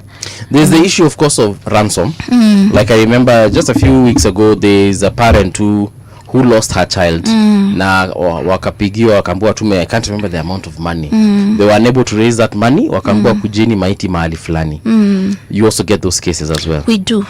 Kidnappings, yeah. Oh yes, and I think I don't know if I've abductions. Under that report that was shared, we have 1,952 cases that have been reported in that period that I was telling you, January 2025 to March 2026 this year. And the children, they could be kidnapped. There's something we call parental child abduction, where also if you're having issues, especially when you're having custody battles, you can also unachukua mtoto unapotea na yeye, you go out of the country and you never see your child again. I know, actually, I have a friend who lost her child in that way. The baby daddy was, I think, a Ghanaian or Nigerian. Exactly. So alikuja akasema nimekuja Kenya kuona mtoto, nataka kwenda naye to spend time naye. So they went, spent time. Kumbe it wasn't time spending. This guy had arranged everything from Nigeria, including a passport and everything. Came to Kenya, took the child out, and that's how they went to the airport and left the country. Yes, and those cases are so tragic because you see the parent, the child is known to the parent is known to the child. Yeah. So, and 80% of the cases of missing children, the perpetrators are known to the child. So these are not strangers. There's another case. They get lured by a familiar face. Let me say it that way. These are familiar faces to the children. So hata kama ni maybe mtu ako kwa barabara, maybe anauza makaa, ama somebody who's in the car wash, and the children just pass there every day. So, and you know, they see them, they know them. And so when a child is lured or when they are abducted, this is not a stranger to them. They've just been hovering around that child. I even know of another case. It's just that I can't remember the country, but it was within Africa too. Yes. The mother and the child. Yes. They went to see the baby daddy in that particular country, and after that, the mother was told when she landed like this, "Akamba, you go back to Kenya." Yes. You know, these cases, we hear of them and we are shocked. Yeah. Kumbe they are as normal can be. Let me tell you, at the helpline, as a counselor, just alone, because we have, you know, many counselors in the call center, we can receive up to almost 80 to 100 cases in a day per counselor. Per counselor? Yes, calls. You can receive up to 80 to almost 100 per counselor. And how many counselors are you? Tuko wengi. Mko wengi? Tuko wengi. Nataka kusema yenyewe mko wengi. Unajua kwa nini? We work in shifts. Okay. Yes, we work in shifts. There's day shift and there's night shift. Now. Yes. What happened at Utumishi Girls yesterday morning in Gilgil? Yeah. It is suspected, of course investigations are still ongoing, so even as we discuss this, we are not sure what we're discussing. Exactly. But still, let's talk about it. It is alleged, because it has happened in other places, that there might be students that started the fire. Do you ever get calls from students who have got mental health issues and they just want to talk it out? They either are having abusive parents at home, or they are being abused by a parent, they are being abused by a brother or a sister, a sibling, they are being abused by a caregiver. Yes. Do you get such cases, and do these cases ever escalate to something like what we've witnessed in Utumishi? Thank you, Paul, for bringing about that example that you've asked. And first of all, I just wanted us to observe 1 minute of silence in memory of these lovely children that we've lost and their caregivers.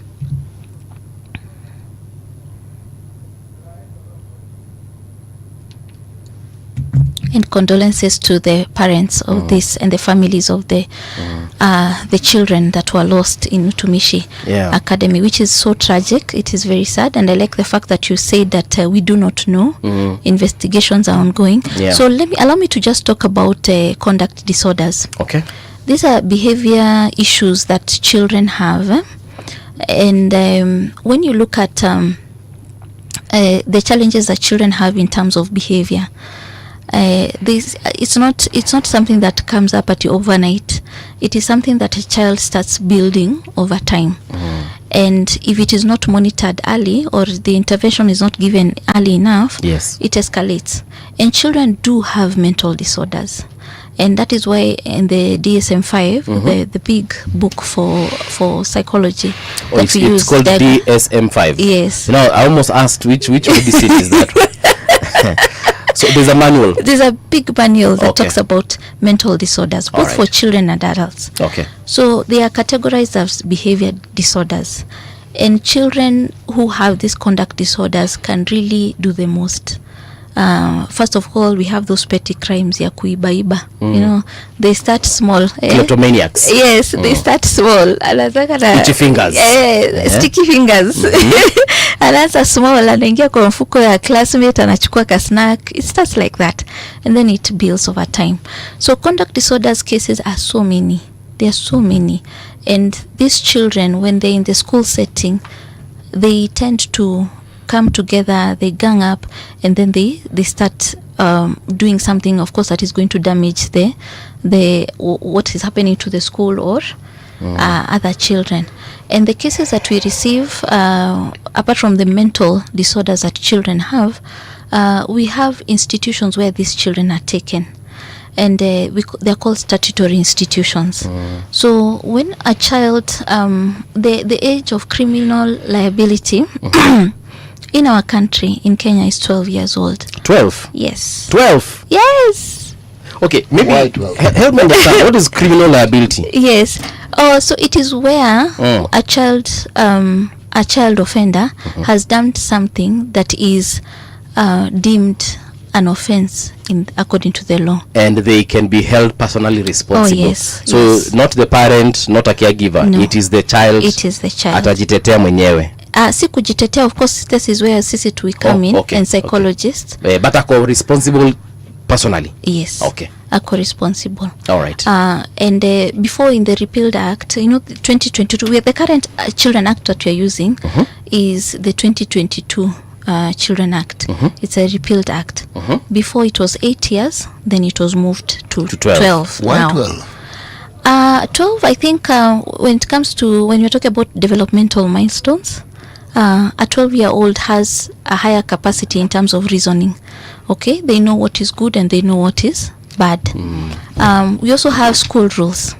Okay, and rules zinakuanga very simple. Yes. Be punctual, don't be late for class, correct uniform, hakuna kupigana kwa shule, hakuna kuiba property, all those rules. Yes. So at 12 years, a child can fully comprehend this. Okay. Yes. All right. And nimekwambia, it starts small. It starts with, these two small things that people do. Yes. Like maybe they pick on someone, or there was a fight that broke out in school. Bullying. Ukipata huyu mtoto mwenye and the state is it gives very compassionate and nurturing care to these children. Yes. Because there's a lot of intervention that goes on. First of all, they are given guidance and counseling.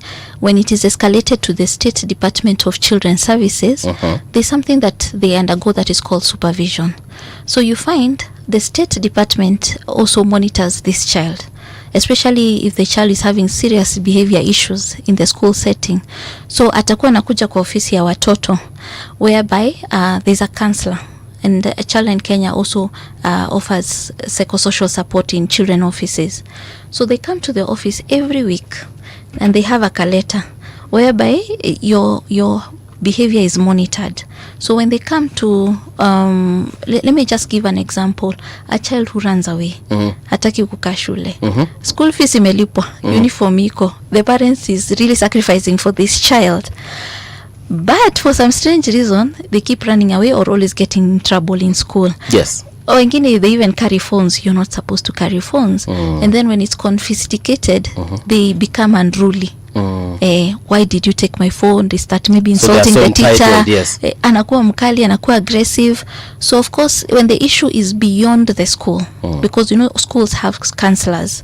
So if the issue is beyond the school and this child is beginning to be a threat to their own safety and to the safety of other children, it is now escalated, and that is where parents call us. So kama kuna ofisi ya watoto wanaenda through your supervision, that letter is documented, rather that document is keyed in every week from the children office through the counselor who is based there, as well as the school, the class teacher or the head of school. So this child is monitored closely by the government until when it reaches that point whereby now we feel huyu mtoto amefanya makosa. Because how would you explain when a child causes damage in a school? What reason do they have? Because this damage is extensive. Building inaenda chini, watoto wanaumia, children lose their lives. And when we encounter these children, you actually come to realize this child has a problem, and they are committed to statutory institutions where they are given rehabilitative care. Yes. So yes, City. Well, go on. I'm just smiling. Yes. But the rehabilitative care, because I'm going to ask you. Yes. How many actually get, rehabilitated? But please go on. Yes. Good question, by the way. And the State Department of Children's Services have their own rehabilitative institutions. And then also we have other organizations that have the probation department as well. They also have their probation. Remember, the probation department deals with children in conflict and conflict with the law. Sorry about that. Conflict with the law. Children who are in conflict with the law. Yes, they're called child offenders. The children who commit crimes. Okay. So they are handled by the probation department, and they also have their own facilities, and that is where the children are rehabilitated. The State Department of Children's Services also has their statutory institutions. We have remand homes. We have rehabilitation schools. We have Boston institutions. Hizo zote, they fall under the State Department of Children's Services. Okay. So the child is placed in different institution based on where their case is. Saa zingine when they are caught immediately, they are immediately arraigned in court. They are sasa kuna zile tunaita assessment centers. They are put there and they are assessed by psychologists and of course the children officers, and then now they are placed in the different statutory institutions depending on their offense. There's a problem here. Yes. If we determine at the age of 12 somebody should take responsibility for their misdeeds, we then understand from a sociological perspective whether these people have a tendency towards being sociopaths or even an extreme form. Yes. Where the psycho word comes in.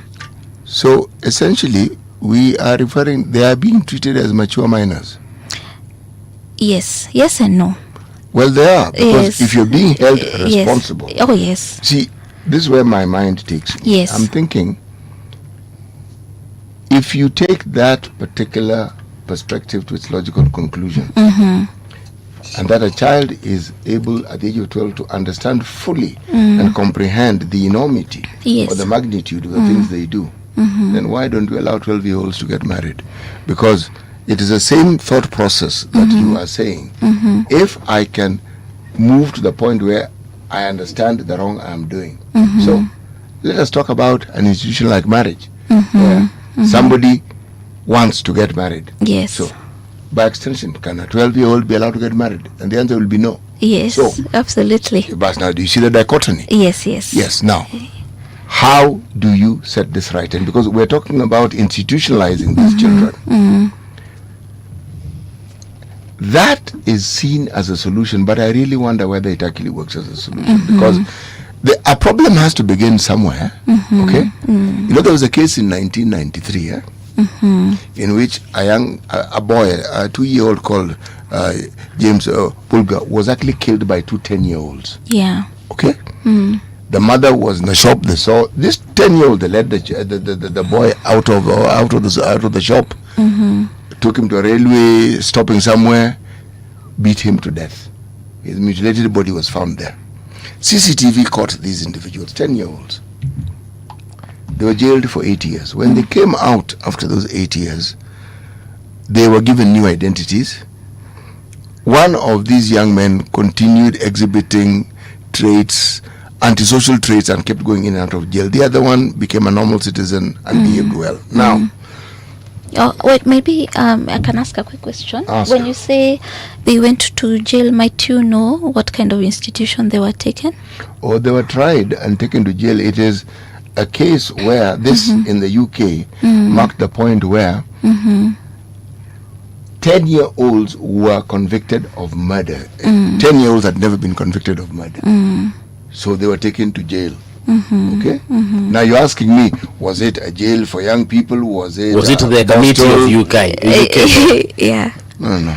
Yeah. It was the closest you can take a child to. They were not jailed with adults. That's what you're asking. Yes. They were not 10-year-olds. No, they could not. Yeah, of course. They could not. They could not. But why I'm bringing up the point is this: such a bizarre thing should raise a debate as to what it is that drove these two young boys to pick this young child, because the child walked away with them. It's a 2-year-old, and then they did what they did. What is it that was the influence? Again, when you come to schools, one of the things that I saw people doing, headmasters, I having been one such person, did it. The most destructive elements that you had, you made them prefects. Okay. So I've seen that strategy. Yes, so they focus their energy, and in many cases it works. They take up responsibility, and somehow, and because of what they are good at keeping order because they're actually feared by the other students. The question I'm asking is not that systems don't exist. Do we give enough thought to the why? Because the why question is important. Yes, it is. Yes. That's my question. Do we give enough thought as to the why? And if this is on the increase, then it means we need to increase the thought process that we apply to these things even more. Absolutely. And if it is an increase to the point where it is alarming, then we really have to ask very serious questions. Yes. Yeah. But when a 12-year-old is caught in conflict with the law, yes, here in Kenya, umesema wanapelekwa to a rehabilitation or probation center of sorts, yeah? Yeah. It's a prison for 12-year-olds, basically. Yes, and we call it rehabilitative care. No, but I want people to visualize. Yes. I mean, it has got its own specific rules and regulations that you wouldn't find in a normal high school, for example. Of course, yes. And the people supervising them there are who? Police officers. Or they're children officers. Yes. But they are trained. Yes. As what? Police officers, psychologists, as what? They are just children officers. Okay. You know, the State Department of Children Services has they're called child protection officers. Okay. So the child protection officers who are based in these rehabilitative and statutory institutions, they also have extra training in how to handle children in conflict with the law. Okay. Yeah, so they have backgrounds, quite a number of them have background in psychosocial support, rehabilitation, counseling as well, because quite a number of these children are abusing drugs. Alafu pia mental health. You could also be, like what you said, you could be dealing with a psychopath. Yeah. You could be dealing with a kleptomaniac. Now, unajua kleptomaniac, the child doesn't have to be coming from a humble background. Yes. No? They have everything. But, we finish this interview and the next thing you start asking me, you start asking Siti umeona simu yangu? Antiloki samesha pita nayo. I know. It's let me tell you. I witnessed that once in my life. Yes. Kuna mahali tulienda na mtu and simu ikapotea. It was so embarrassing. I can imagine. It was so embarrassing. And we didn't know that this person is like that. Exactly. It was so embarrassing when he was caught with that phone. And it was unajua unaangalia mtu zile za really? I know. Hata ungeniambia ningekupatia yangu kama ni simu unataka. Anyway. Yeah. Those are disorders. Yeah, they are. I have a question about hysteria. Have you encountered children with hysteria? Maybe you can give like an example, and then I can share our experiences on that. So there's a time a friend of mine, then it was the niece. Yes, the niece. Yes. The niece had this kupoteza fahamu. anapoteza fahamu tu, wakati mwingine akiwa darasani, wakati mwingine tu hata asubuhi badala ya kwenda shule, the child either wakes up or doesn't wake up rather, and then you just find them rolling over. So initially we thought as Africans mashitani. I know. Hey, mtoto wangu amerogwa. Of course that was the first thing. But eventually I advised the family, look, can we take this child to hospital, because she could actually be suffering from something, and we are assuming here ni mashetani. Yeah, or the child is just acting up. Exactly. It's just being a spoiled child. Yeah. So we took the child to hospital, and the doctor was actually a Kamba. Oh, okay. And when in the course of treatment, I actually asked the doctor, I called him Kankwambia, doctor, I know you are a scientist. Yes. But najua ni Mwafrika kama mimi, na wewe ni Mkamba, to be specific. Hii mambo mimi sijaona tangu nizaliwe. I asked him, so doctor, could there be something else we need to be looking at here? Yes. You know, he just laughed. Yes. And he said, no, the child is very okay. Yes. This is just hysteria. Take this medicine, the child will be okay. And less than 2 weeks later, this nonsense was over. Oh my god. And I was like, what? Watu walikuwa wanapanga kwenda sijui pilgrimage wapi, nikamwambia acheni upuzi. So long story short, wakaombe kwa mlima. Wakaombe so that the child can get better. So but long story short, yes, have you encountered such? Yes. We encounter very many of those cases where children get panic attacks, where they get what else would anxiety attacks. We also have other conditions that are also like one that is called selective mutism, whereby the child does not talk. The anxiety has gone so high that it has left this child speechless. And we also have cases whereby when it's time maybe to go to school or the child has to go home, miguu inakataa kutembea. Why? The child freezes. Yes, because of anxiety. Okay, yeah. When anxiety levels go to the highest, kabisa. Yeah, that used to happen to me in KU during strikes. Yes. Carry on. Comrade. Nikisikia tia gasuko, my feet just paragata. I know. The child becomes paralyzed. Okay. And I remember, we've had so many cases whereby a parent calls and says, hey, my child, when it comes to go to school, miguu inakataa kuenda shule. Or when they go, or a teacher calls and says, I have a child who never talks. Yeah. And once that child enters the school bus, yes, or the mother's car, kasuku. And when they're in school, they're not talking. So all these are different forms of disorders. Alafu pia tuko na phobias. Children also develop phobias. They develop so many complications that are related to mental health. Yes. So those cases we do receive. Okay. Na we also refer them to specialists.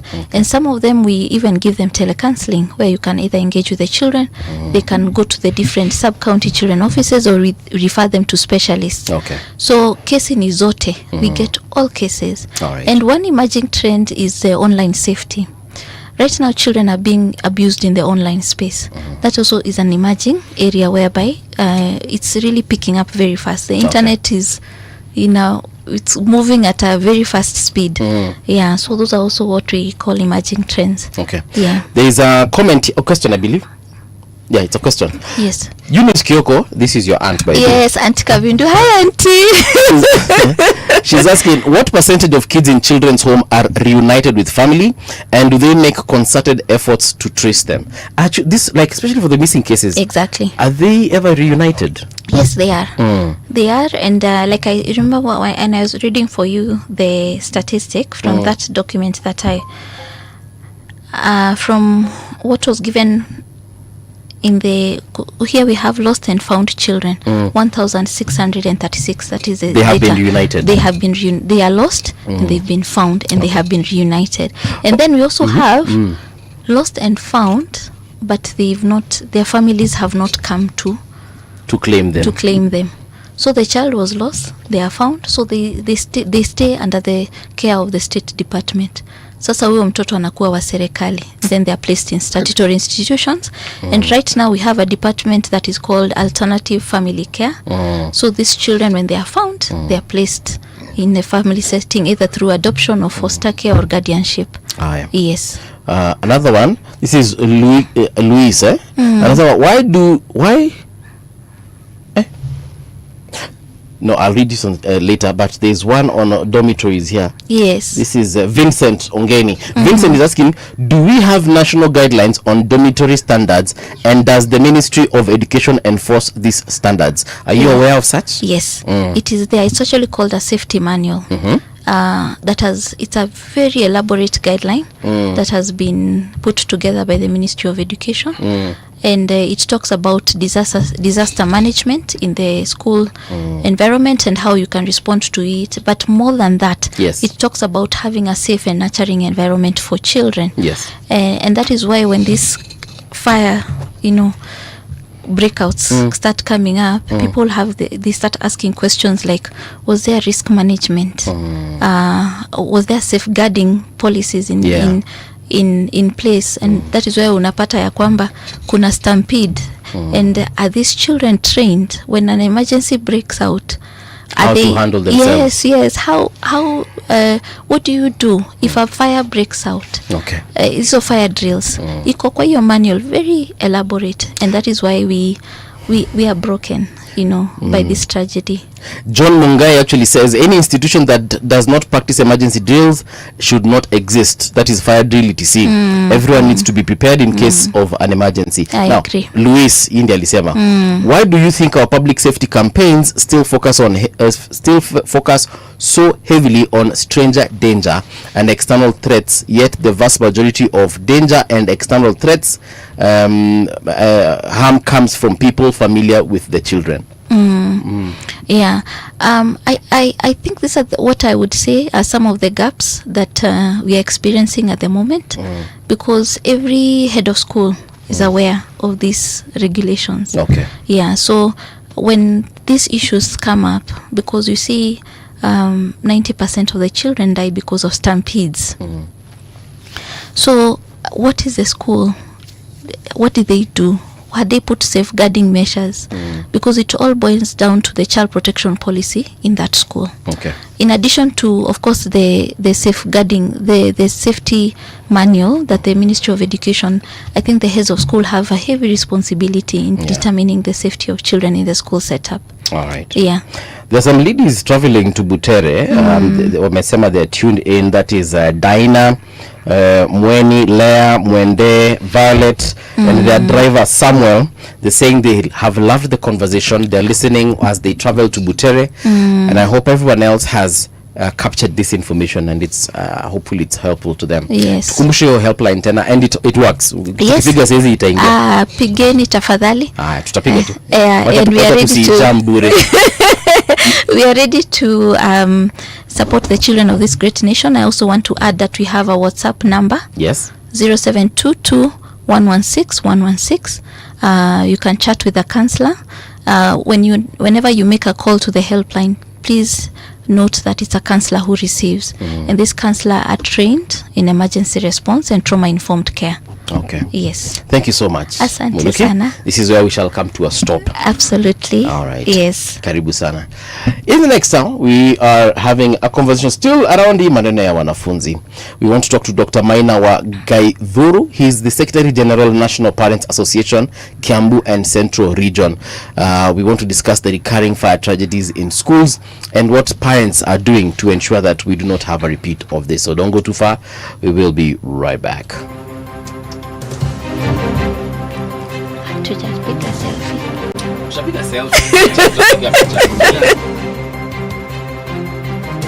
This is the Radio Generation News. Good morning, I'm Samuel Otieno. The Elimu Bora Working Group has raised concern over the safety of learners in boarding schools following the fire to Utumishi Girls Academy in Gilgil, Nakuru County, which has left 16 students dead and several others injured. In a statement, the civil society group said the tragedy exposes long-standing gaps in the enforcement of safety regulations in schools. The group also sent condolences to the families of the victims, teachers and learners, and the wider school community affected by the tragedy. The Law Society of Kenya has moved to court to stop the proposed hosting of foreign Ebola patients in Kenya. In a petition filed at the Milimani High Court, the LSK is challenging what it says are plans to establish a U.S. government Ebola quarantine and treatment facilities in Kenya. The society argues that Kenya lacks active Ebola cases and does not have the necessary capacity to safely manage such a facility. It also claims the process was undertaken without public participation, transparency, or proper health and environmental safeguards. A Nairobi court has heard that investigations into the shooting of Rex Masai during the anti-finance bill protests in June 2024 were delayed due to lack of cooperation from the police. An officer from IPOA told the court that investigators were unable to access key police records and operational documents linked to the protests. Testifying before the Milimani court, the officer said the lack of cooperation created major gaps in evidence as investigations into Masai's death continued. Investigation, therefore, concluded that senior police officers failed to ensure accountability among officers operating under their command. So you confirm that that was the upshot of your investigations? Yes, Your Honor. We're here because of an inquest into the death of Rex Masai. Yes, Your Honor. Do you believe that someone should be held accountable? Yes, Your Honor. Treasury CS John Mbadi has cautioned that austerity measures must be carefully implemented, warning they could slow down economic activity if not well managed. Appearing before the National Assembly's Public Debt and Privatization Committee on Thursday, Mbadi said some sectors including hospitality depend heavily on government spending such as conferences and official meetings. He noted that sharp cuts in government expenditure could negatively affect hotels and related businesses that rely on state-related events. Actually, austerity measures has been applied in this country to the extent if we continue applying austerity measures further, we may end up choking the economy because some of the recurrent expenditure also help spur economic growth. For example, when we tell people, please don't go for conferences, there is what we call domestic tourism and domestic, we have to support domestic market. Most of these hotels survive because of the businesses that they get from government institutions. And those hotels employ people who pay taxes and they buy supplies from all over the place. Religious leaders and political supporters in Mombasa County have defended UDA Secretary General Hassan Omar over calls for his resignation following recent remarks on historical land injustices at the coast. Speaking to the media, the leader said Omar's comments reflected the reality of long-standing land disputes and historical displacement affecting communities in the coastal region. Kwa sababu kama kiongozi unaruhusiwa kuongea chochote bora kiko katika katiba, hata parliament haya mambo yameongelewa, hata Rigiji alisema yeye ni kijana wa Maumau na Uhuru Kenyatta amechukua mashamba mengi ya Maumau na atayaregesha. Na iko kwa media kwamba mashamba ya Maumau yataregeshwa na iko kwa media. Amani wa Kenya. Kwani kiongozi mwingine hawezi tawala hii nchi? Kwani wapwani mkipata mashamba title deed imekuwa ni makosa? Tunapatia notice wale wanasema ati 48 hours a resign. Hakuna mahali Hassan Omar anaenda. And that's the truth on Radio Generation. Good morning, I'm Samuel Otieno.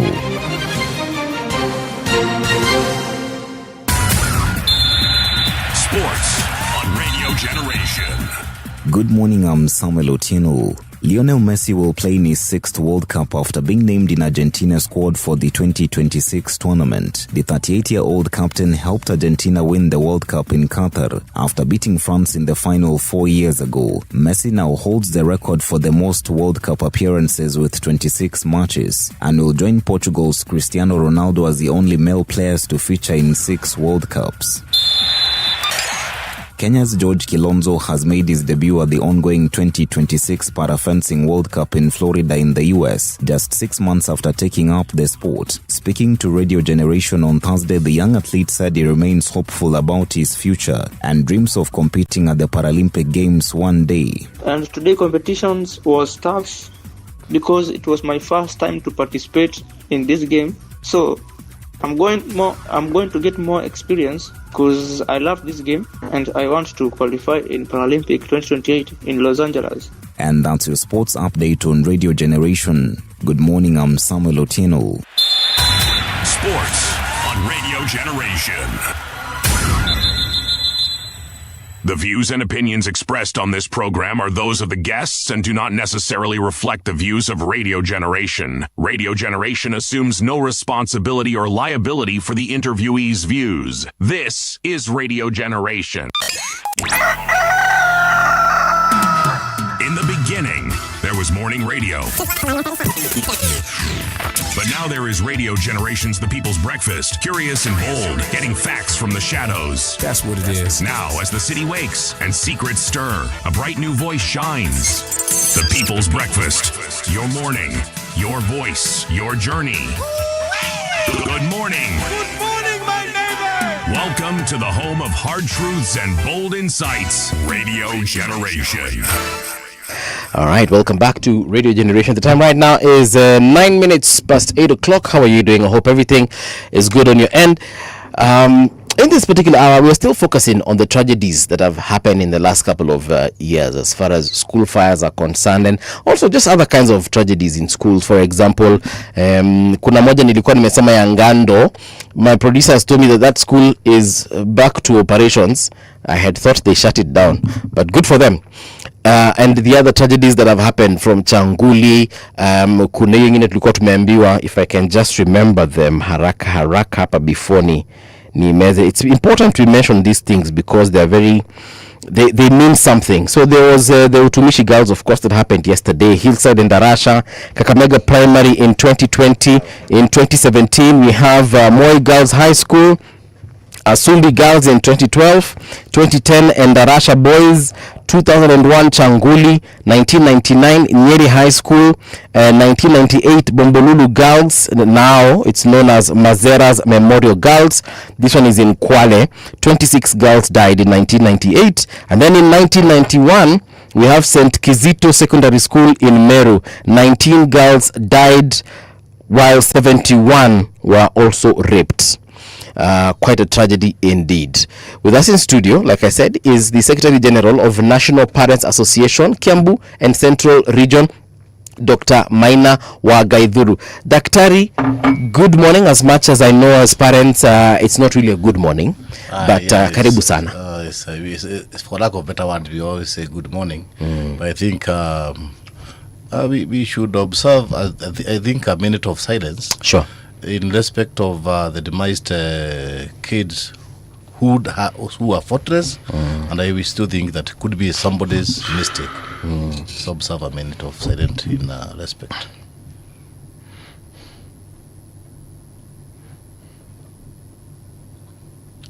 Yes, I think movie is pathetic that we have shelved a lot of safety documents in the ministry headquarters to the detrimental heading of what we are seeing. You have mentioned it all these things when it happened, and especially like if you remember the Nyeri High case, it was boys, it was harassment. Prefect were targeted in one cubicle, if you remember clearly. It was prefect being targeted. Okay. And the prefect is somebody's child. I think the laxity in our government can never be tolerated if it continues like that, because it is affecting on and giving us a very sad news to our students, and everybody is even creating fear in the academic institutions. Yeah, because I am wondering what happened. I don't know. Investigations are underway. We know the preliminary investigations is that some agitated girls could be started the fire. We don't know why they could have been agitated. Yes. Could be they were depressed. We don't know. Because depression is real, and you know we are in the mental week, and I think it has been taken very rightly. And depression sometimes are created by parents, because of being absent in parenting. Let's actually start from there, Daktari, and just look at the role parents play as far as the well-being of their children mentally is concerned. So by the time we are releasing children to schools, are we releasing children who are fit, to be in class, fit to interact with their peers, or are we transferring responsibility to teachers? From where you sit as a parents association and as chair in the central region, what are some of the issues that as parents you have had to tackle? Depression matters are real.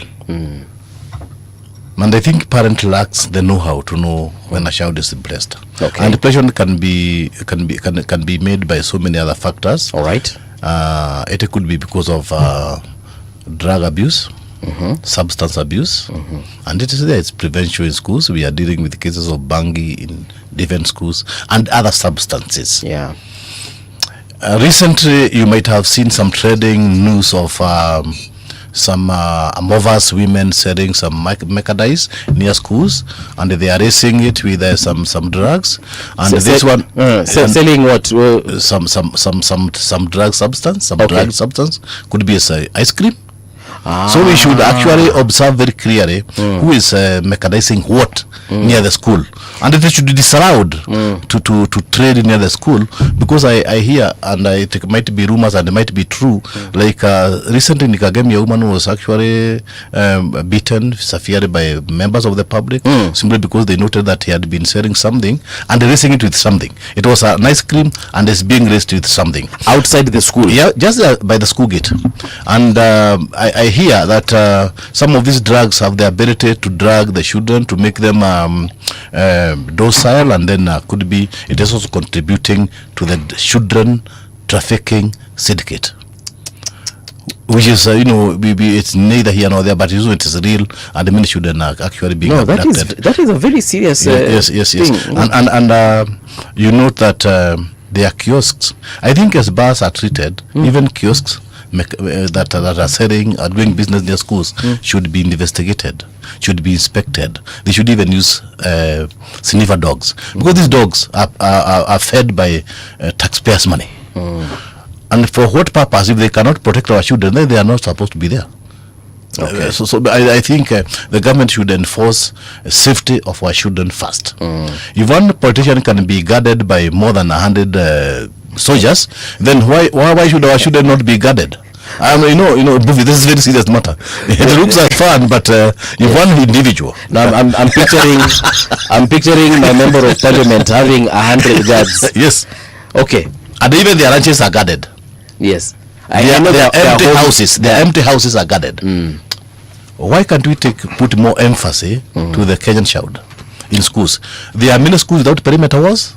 There are many schools without of risks. And even there's an enacted manual that was put, I think, very many years back. It has not been implemented. Schools are still building buildings without observing the manual, the safety manual. The safety manual indicates that, like now, let's put the case of Gilgil girls, the Utumishi Academy. Somebody must have slept, because there must have been a matron. And from the preliminary investigation, we hear that the matron opened the door and ran away. Could be she panicked. Could be she was not well retooled into handling disaster. Handling fire. She opened the dormitory after she noticed it was on fire, and then she just took off. I was not there, but we are hearing that she might have run away. Okay. Yeah. It is actually, it is there. It is all over the media, the news, the electronic media, the digital. Alienda akafungua na akatoroka. Yes. No, she was there. She's supposed to guide. There's always a matron who is supposed to sleep with the children inside the dormitory. Yes, to guide them in case of any tragedy. But then now this one ran away from the tragedy, from the children. Is there evidence that she actually was there and ran away? No, I'm saying I was not there, but we can see it in the social media. Sometimes in the social media. You believe everything that is in the social media, Daktari? I believe about 80% of the social media, because the social media is also news. And of course, nobody had the school has not come categorically. The board of management, the parent association of that school has not categorically denied that. They are supposed to have denied that. Have they put out a statement of any kind whatsoever? Not yet. I have not. Right. I have not gotten any. All right. So I think as we pray that there should be speedy investigation. And it is not turning the stone the Kenyan way. The Kenyan stones are turned in a way that they roll back. Yes, they are turned and roll back. So I think when the stone roll back, all the set structures are ignored. Gary, can I ask you a question? Yes. You know, in the management of a school, yes, what is the role of the Parents Association? The role of the Parent Association, one, is to give the children an enabling atmosphere, a safe haven for them in the school. Yes. And from the ground, when we talk about safety, we talk about from the perimeter wall, from how they are guided, and from the parent. That's the role of the Parent Association in this matter. When we talk about strategy, they are supposed to provide security for their children. They are also supposed to build structures that conform to the set safety guidelines. So they are supposed to provide security for the students. How? By employing security, and of course the government has a bigger role, because the government has a bigger role in providing capitation to do that. So sometimes the government also remits the parent associations because they deny them from collecting extra fee. So sometimes the parent hands are tied because they would like their child. My child is school right now. My child is school right now. I made sure that before I came here, I did take her to a bus. She's a small girl, and she's in school. Now, from there, the security of the child is supposed to be in the hands of the teachers, because you are provided for money for their security and everything. So the parent association is supposed to, in schools, because you have institutional parent associations, they are supposed to make sure that this child is safe, the teacher is safe, the school is secure, and the safety measures have been taken carefully. The ground is not slippery, the stairs is not risky, and if we have any children living with disability or children created differently, that they are also catered for. We are supposed to be holistic, caring for the Kenyan child. So I think in the manner that strategies they keep recurring, there's laxity in the Ministry of Education. Okay, so in such cases, because we are just again in the first hour, CT and I were talking about these drills that should be done and taken regularly. Do schools actually do that? Because I remember during my time in high school, which is not long ago, it was in the early 2000s. I don't remember even one time when we did a fire drill or a safety drill of any kind, fire or otherwise. That's why, for lack of a better word, I'm using the word laxity, because those things are supposed to be, those mechanisms are supposed to be put in place. They are factual. You are supposed to do drills. You are supposed to have asbestos blankets. You are supposed to have fire extinguishers, and kept in a way they are accessible, and the children know how to use them. We are also supposed to have fire exits, and they are supposed to be open all the time for the children. That's why we have a patron or a matron in every dormitory, like in a senior school or in any other school for this matter. And again, the limitation of funds sometimes may buff parent from doing it effectively. And this is why we're asking the government to make sure that security of our children are actually enhanced by the state, because everybody belongs to the state. So I think more capitation should be given on matter security, and supervision of any building should have been taken place, because we have we have quality assurance officers who are supposed to make sure that when the building is being enacted, or the safety manual is observed. Okay. And this was done during the time of Karega Mutahi. It is a long time when I think Ambassador there was Karega Mutagi, and the CS was there then. I don't remember his name very well, but it is a long time ago.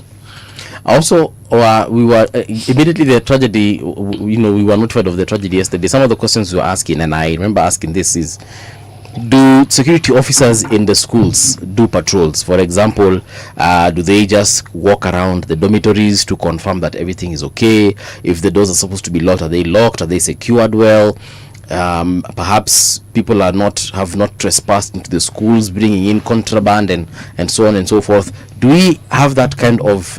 Is it in the guidelines basically? It is. I haven't seen that guideline, so I wouldn't know. It is a manual. It is a manual that was. It is the ministry. It's known as the safety manual.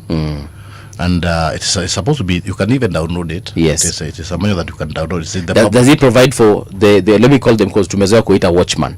Do the watchmen do patrols within the schools, the compound? The government and the parent are supposed to employ some security. Yes, but they can only do much because they have also limitation of funds, and the government also controls the money that is supposed to be paid in the schools.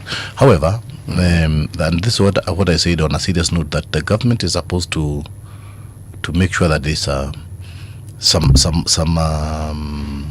protection of the children from our state securities. Could be the police, could be the GSU, could be the most irate. Actually, there should be an irate guard that guards the children. Yes, and this should be trained because it is our money they are using, and I think this should be taken very seriously. Because if we protect our politicians and they are parent, then why do they also not enact a law in parliament? Because I think the parliamentarians are sleeping on matters children and protection. Because we should also, from this now, we should see a serious parliament that abducts everything else and start enacting a law on how our children should be protected by the state. So I think what we're asking is there might be some security who goes allowed the school. Yes, but they are not enough. I don't think there's school that has enough, even from the school that I'm a chairman. They are not enough. And I think also the other insecurity is about how the building was enacted. We don't know, because did they fall that manual?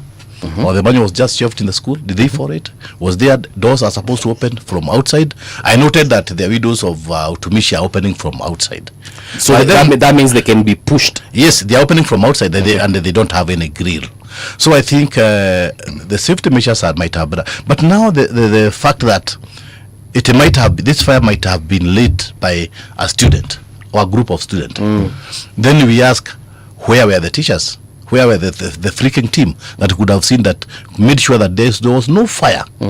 There was no anything that could ignite fire in the dormitory. Because you can see there are so many questions that we cannot be answered. Me and you and Muga, we cannot answer.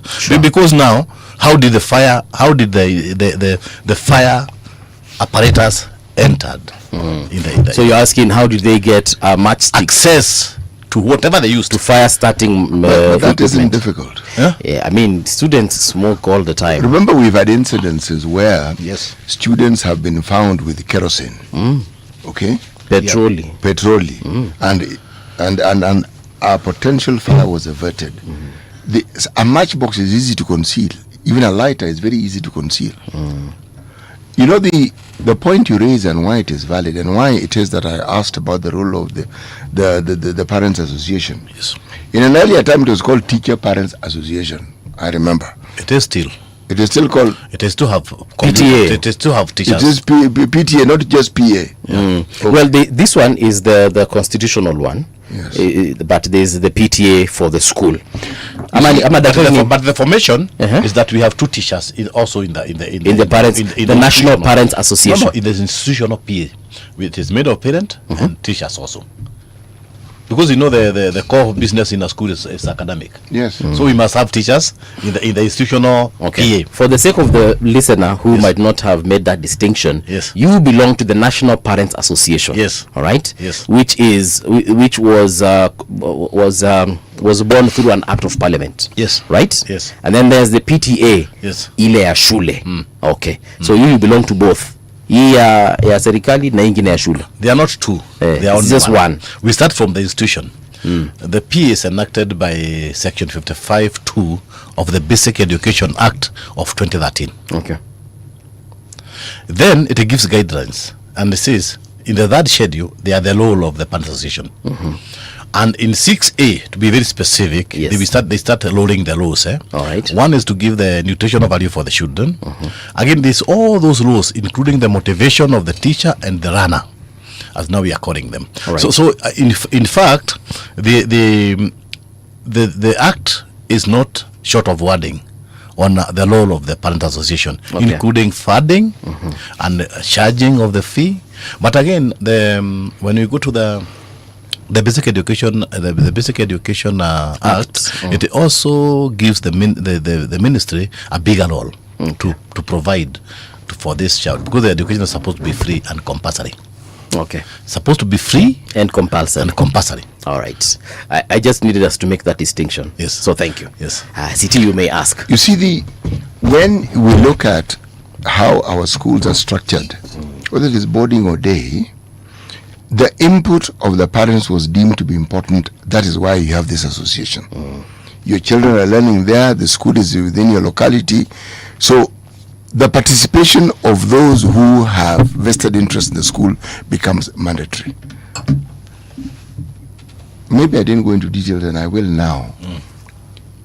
When, say, the parents who are members of the PA or the PTA visit a school, is there a time? Is there a time when they actually take? Well, they give themselves the opportunity to look at the facilities that the school has. Yes, they do that, Muga. Yesterday, I was in a school that I'm a member of the PA, of an institutional PA. Yes. Because you began from a school. Yes. And you are said to to a position where you are elected to a regional or a national level. Yes. Yes, I understand. So I think it is important that you do that. Me, I do that all the time because I'm a shiner of a school. Then they also question if the children are congested. We try to devise mechanisms on how we can decongest.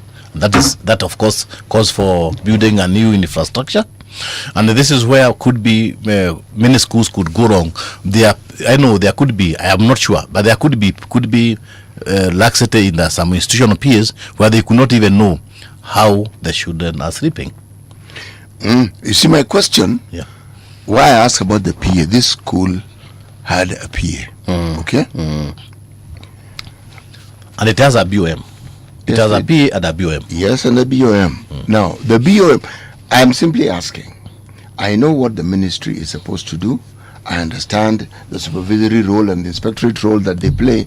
But the reason why you have these subsidiary bodies is so that they also augment what it is that the ministry is supposed to do.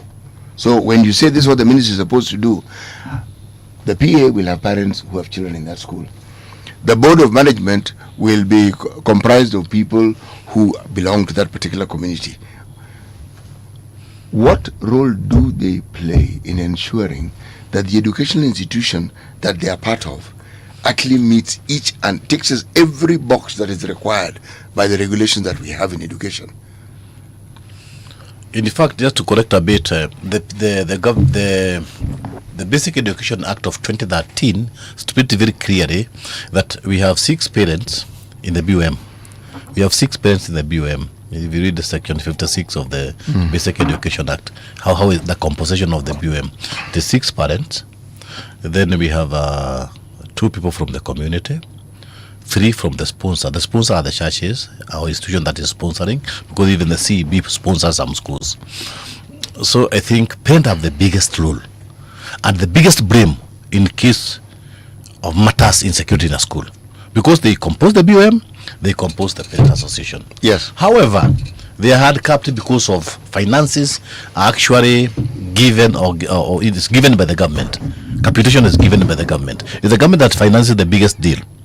Because if you go to a school, the government supervises gives allowed all the money for the tuition, all the monies for any sports and everything is given by the government. The parent role is to give money for the boarding fee is what the parents pay.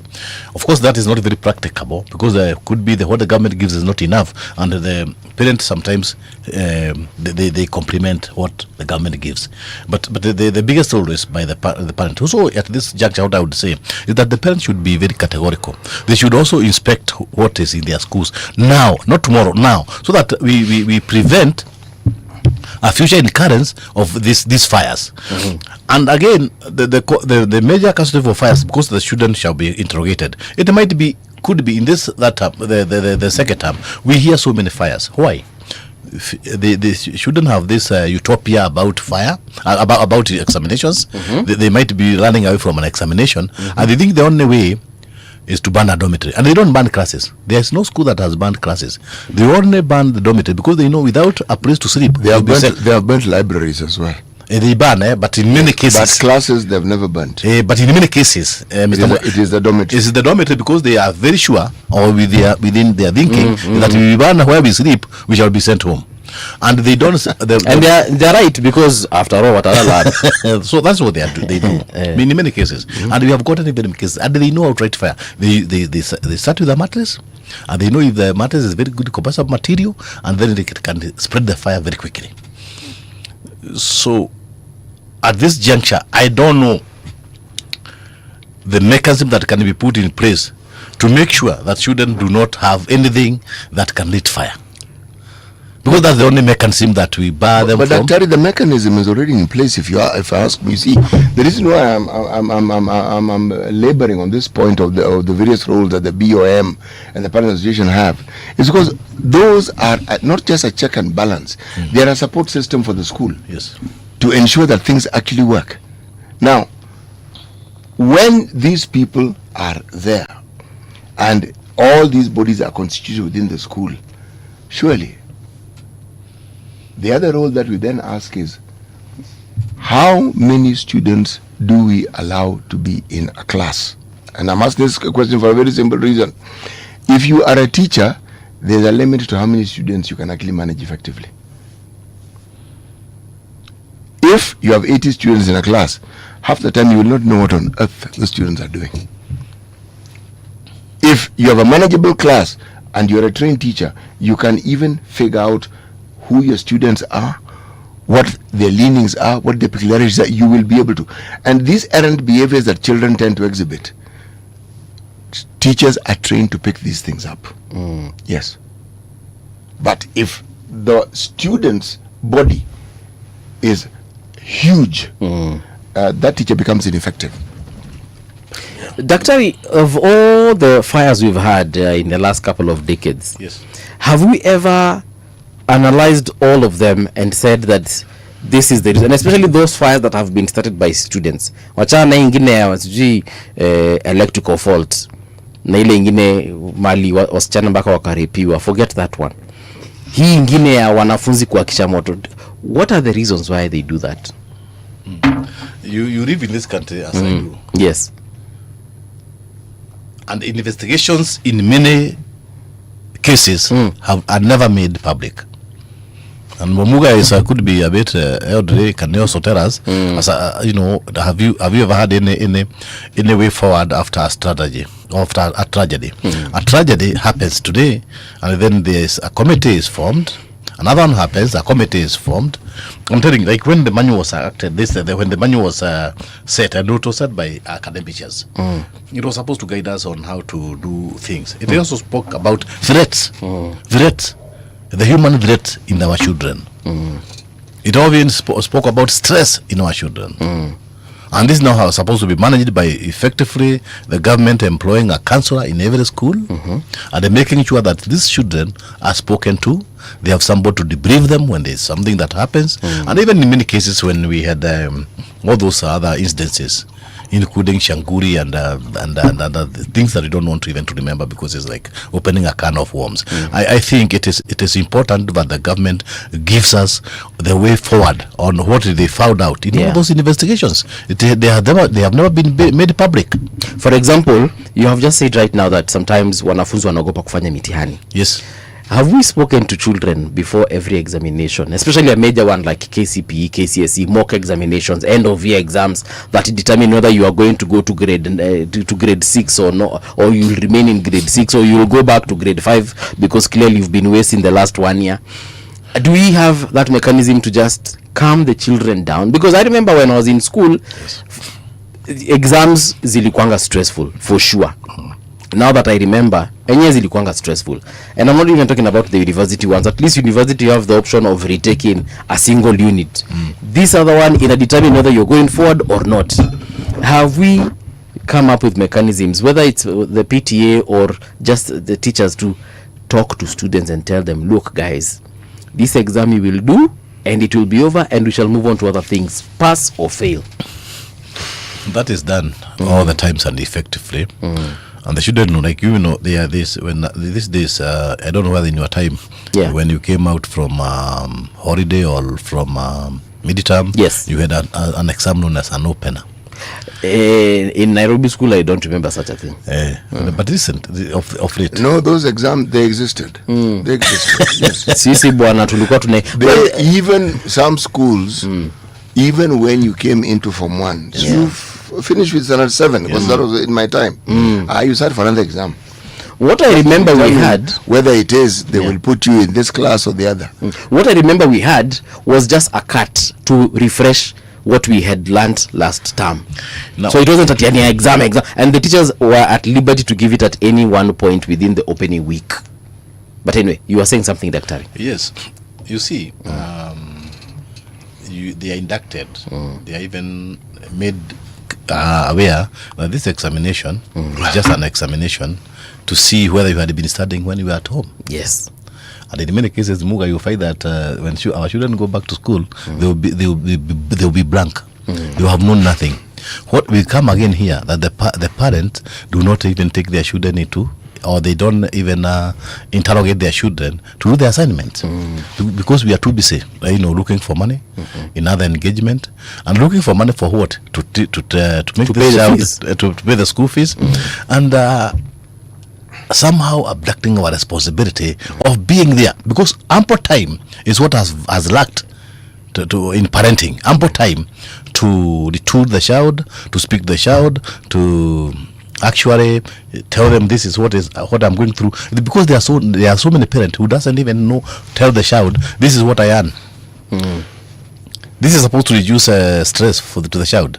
This is what I earn, and this is what I can be able to do, and this is what I cannot be able to do. Being categorical on what you can be able to do to provide. Okay. You are a parent, but we shy from that because we think that the child thinks that you cannot be able to provide. But I'm telling people it is important that we speak it out. We speak about the financial constraints with our children, so that they don't ask us what we cannot afford. Okay. They do not also make unrealistic demands. And also, we stop over providing, because over provision is also something that is very detrimental to the spoiling a child. I know in one school that I don't know to mention, a student caused a shortage of bread. How? He bought all the bread, kept it in his cubicle, and then he inflated the price, and he was selling it. It's a serious matter. And when we looked at Buve, that's not fun. When we looked at Muga, it is that the family, he had been given 20,000 by the parent. So then this student went to the shop in the school and bought the school canteen, yes, and bought all the bread, yes, and he caused shortage in the school. But that student understood capitalism. He's an entrepreneur. Yes, he understood capitalism, and he understood that this particular commodity was valuable, and he also understood that people would pay for it. Okay? Would pay a premium. They knew. But my point was that does not lose the point.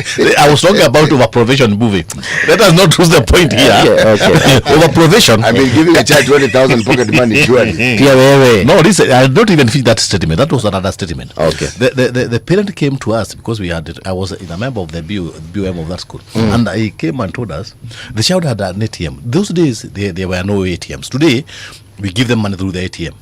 Every child has an ATM. Every bank is doing that. They have an ATM, so they to control the amount of money. And even then, you can also find over providing of money. A lot of parents over provide. The problem of over providing is that you are spoiling the child. The child do not. Most of the time, you think about the money he has to manage. You think about the management of the finances he has. You don't think about education or going to study. So I think the parent told us at that case that not even this child has more than 2 million in his bank account. This is a little amount of money. So what am I saying this? The parent told you that child has 2 million. No, he told us yes in a board.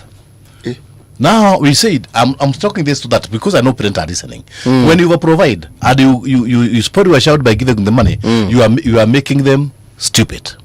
Why are we making them stupid? They do not know that money is worked for. They think the money is only given. They do not think about scarcity of money, and they will be extravagant. And in your absence, that money will end within a day. Because they will use it the same way they are using it. That's why you find that there's party after party, party after party. And these children, don't you know where the money is coming from? Can that child adopt me? Can I 2 million per account? Okay, carry on. So my request is that you have identified some of these issues as parents. Yes. How are you dealing with them? We investigate the matters and we try to cancel the parent, trying to show them that what providing is spoiling a child, but just give enough. And you find that if a child has more money than the teacher, he can even be able to buy his freedom to go out of the school. Because our teachers are not straightforward. You find that few teachers is a community. Teaching is a community, and the Muga was a teacher. He can assert in that. Yeah, true, very true. Because you know, let me give an example without mentioning in a school of a girls' school. That girls was known to be girls were known to be dating the male teachers in a school, and how did it begin? They started by borrowing phone to call home. So by the time you are being called home by your daughter from school, do you ask yourself whose phone are they using? Because security of a child starts now with the teacher.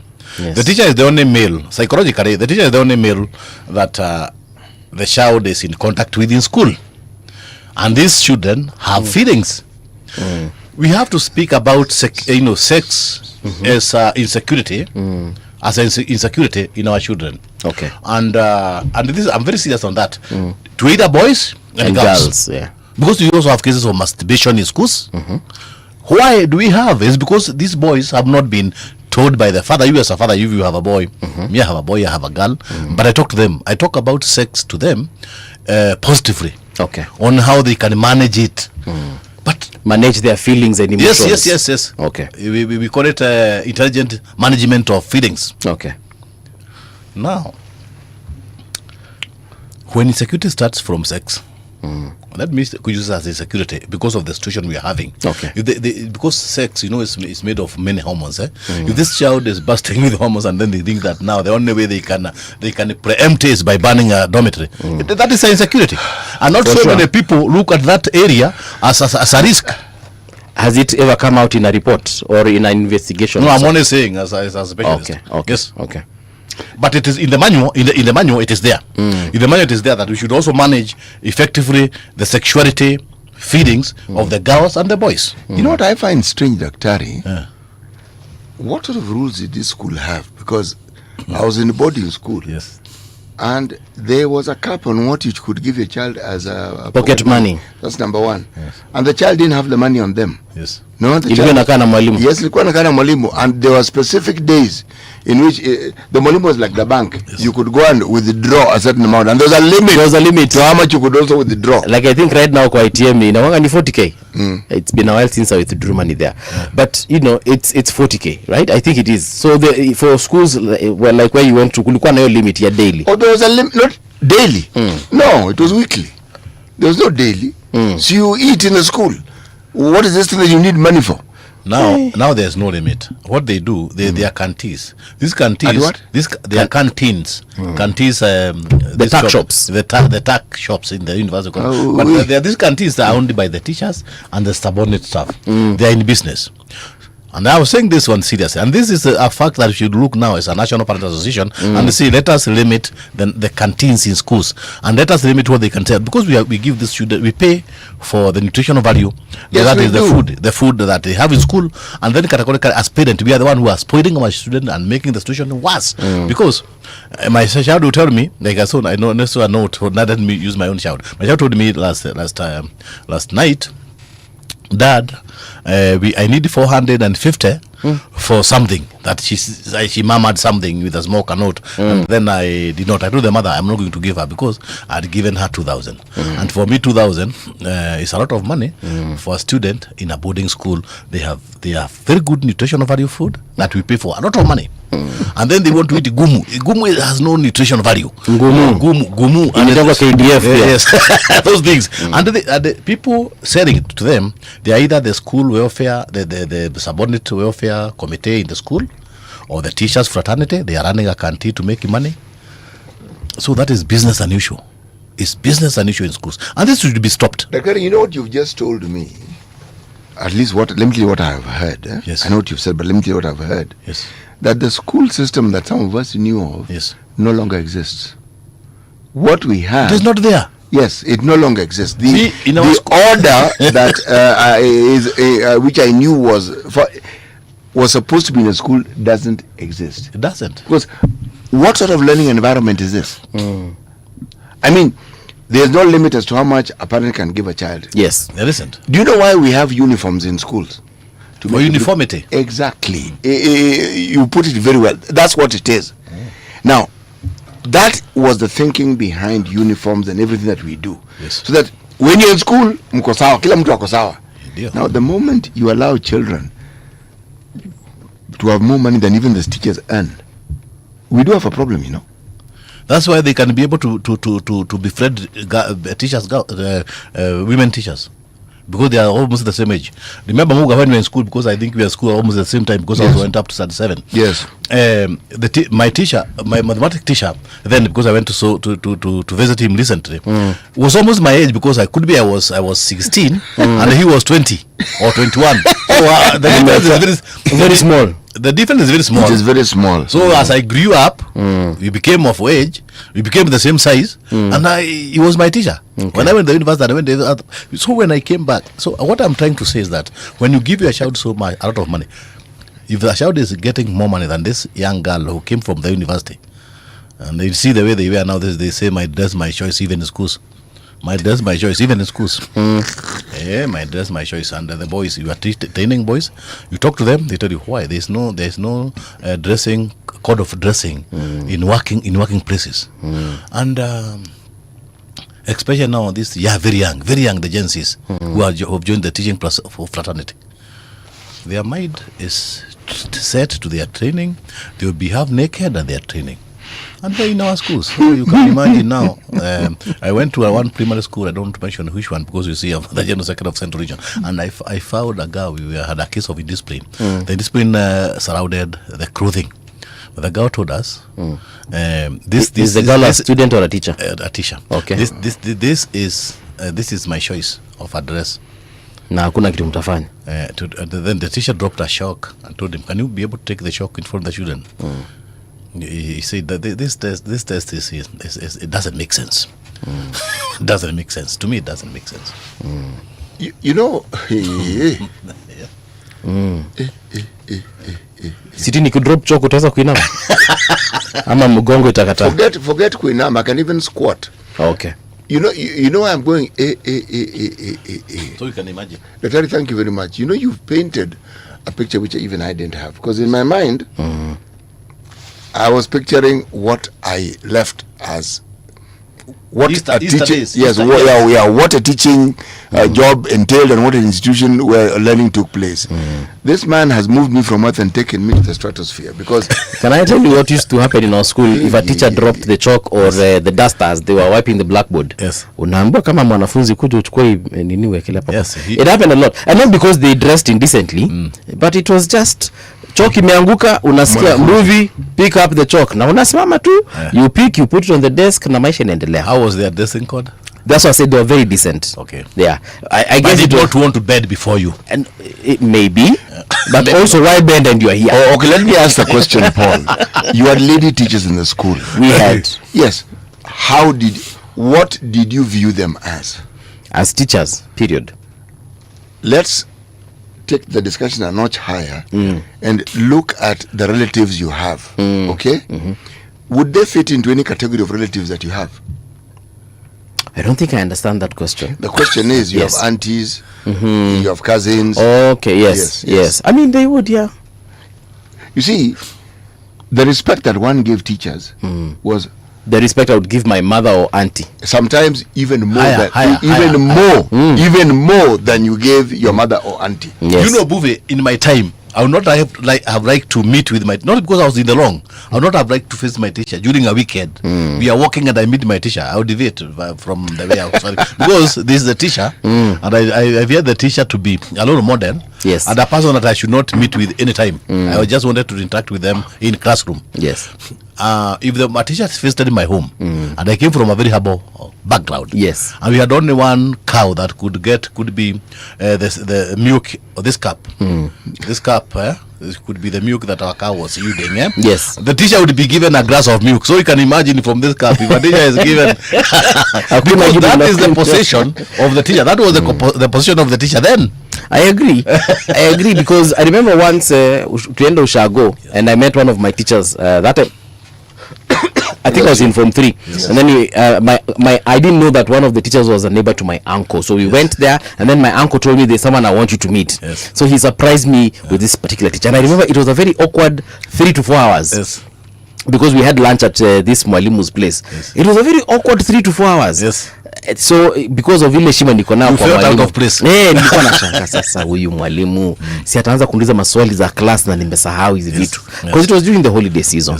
So yes, I respected my teachers back in the day. Let me ask something. When you have these associations, teacher parents association, the teacher or the parents association, do you organize trainings for these for the members of the association? Yes, we do. Yes, we do. What sort of trainings do you organize for them? We induct them on the same we are talking. We induct them on parenting. We induct them on the responsibility.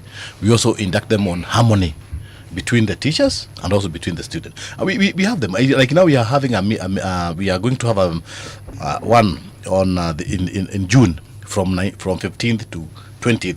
One day. We have not confirmed because of the venue, but we shall be having one. I invite you.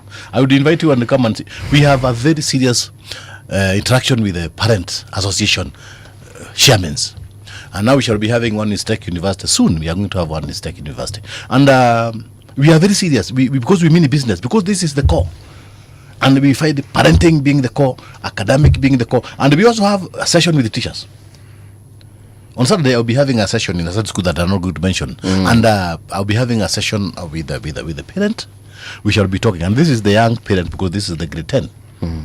I'll be talking to them on matters counseling. I'll talk to them on matters parenting. Because, you know, we don't have a manual on parenting, and in the absence of manual on parenting, it is experience. I'm experienced as a parent, and I am able to know the mistakes I did when I was a young parent. And I have rectified them now as I grow to age. And then I'm unlike a parent because I have a generation of children from the millennium, the Gen Alpha. I'm lucky. I can say I'm lucky because I have the energy, and I can say that having the energy and the knowledge has given me an upper hand on parenting. And I'm proud so to say that I have already tried to guide my children in a way that they will not go astray. And this is what is lacking, and I have always enough time. With my boys, with my daughter, I have always enough time. And if you ask them, they'll tell you, yes, Dad has always had time with us. Time to talk with them, things that other parents think that they are not able to speak to talk about. There's nothing that we're not supposed to talk to your children. You must tell them what you went through. You must also show them the mistakes you made, so that they may not be able to repeat the same mistakes, so that they can be holistic and they can be able to go over without several mistakes as I did. So I think on the matters parenting in the parent association, we induct them, we recruit them, and we also show them how they are supposed to do. Even on finances of schools, we tell them the schools, if you don't sign a check if it doesn't have a schedule. Don't be compromised on matters security. We are an organization that is corrupt free. That one I can tell you for free, without bending my head, because we would like to bring sanctity into the child mind. Because if you are corrupt free, then you also bring up a child that is not corruptible. Because a corruptible seed will also be a corruptible seedling. But I think it is important that now we know that the government is supposed now to be serious on all matters of any document that is archived on security of our children should be brought back. And now we would like to say that let us stop any other strategy on fire. And let us our friction in the gate of the school be severe. and also try to see, are these children being used by external force? Because how can a matchbox come in the school? Because there's friction. And as a male student is fricked by a male teacher, they can even get all the clothes. They can even be fricked nude, so that we are free. That there's, and even in matters where we are not able to do that, we even involve the sniper dogs in many schools because of the issue of drugs. Because you don't want to have an Ibasero in class, because the drug has evolved to more complicated, sophisticated drugs that look like a pen. They look like this. This is they call them the Vipe. You don't know whether Muga has known that. It looks like just like this big pen. Yes, but you can smoke it. But it is electrical. It is electrical. You can just put it like this, and you smoke. And it is a pen. It's writing. You can use it right, but it's like this. So you see, a child is going docile. He look confused, and he's on a pen.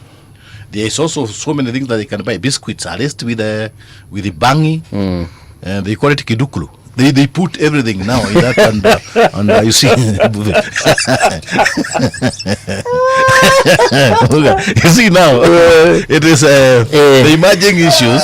So aneka kidukulu kwa biscuits. Yes.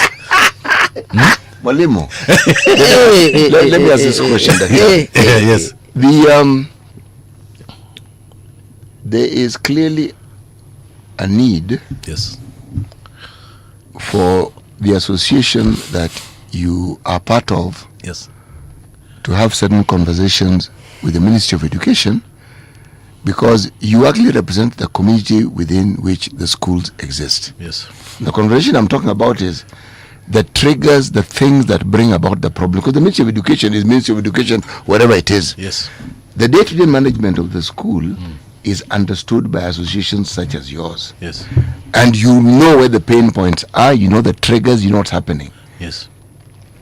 You have a young teacher teaching young people. Yes. And there is no code of conduct, there's no code of dressing, yes. There is nothing whatsoever, yes, that would clear demarcation that shows huyu ni mwalimu, yes, huyu ni mwanafunzi. Yes, so unakuta mwalimu na mwanafunzi hawana tofauti kubwa. There isn't. Do you have conversations with the ministry? And do they hear the things that you have to say? Because if there are people who are on the ground ni nyinyi. Yes. We shall have conversations, Muga. Now, after conversing, you do not understand whether implementation stage for the ministry is like climbing Mount Zion. And now Mount Zion, I think. When you climb Mount Zion.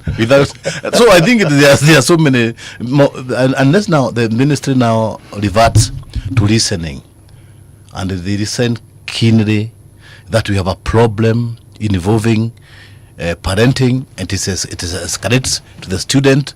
It now goes to indiscipline in schools, and again we have parents who think like their children, they will tell them your mtihani is difficult. That exam, that open exam is even difficult. Why are you giving my child a very difficult exam? You see, in school when I did examinations, if I never finished the examination, I was beaten by Mwarim. My mother would also beat me. My mother never went to school, but you would beat me. Why did you not finish the assignment? We are lacking the parenting emphasis on a school homeworks. They don't. They call assignments now. They call them projects. But this parent is even supposed to sign these days. The runner is supposed to bring a project. There is a part of the parent to help, but they don't. They employ somebody. It could be the maid. They call them the aunties. They are helping the child. Okay. You know. And that is very dangerous. So I think the government should be more serious. And on the fires, I think the government now should emphasize that if a child is found with a matchbox in school, let it be a one-time offense. Let it be a one-time offense. Let this child not be told that find another alternative way of, or they are cancelled effectively, so that they may know that fire is dangerous and it can also cause death. Okay. Because we don't want to cry again. We have cried enough, and I would like to say we are feeling with the parents of Utumishi Academy.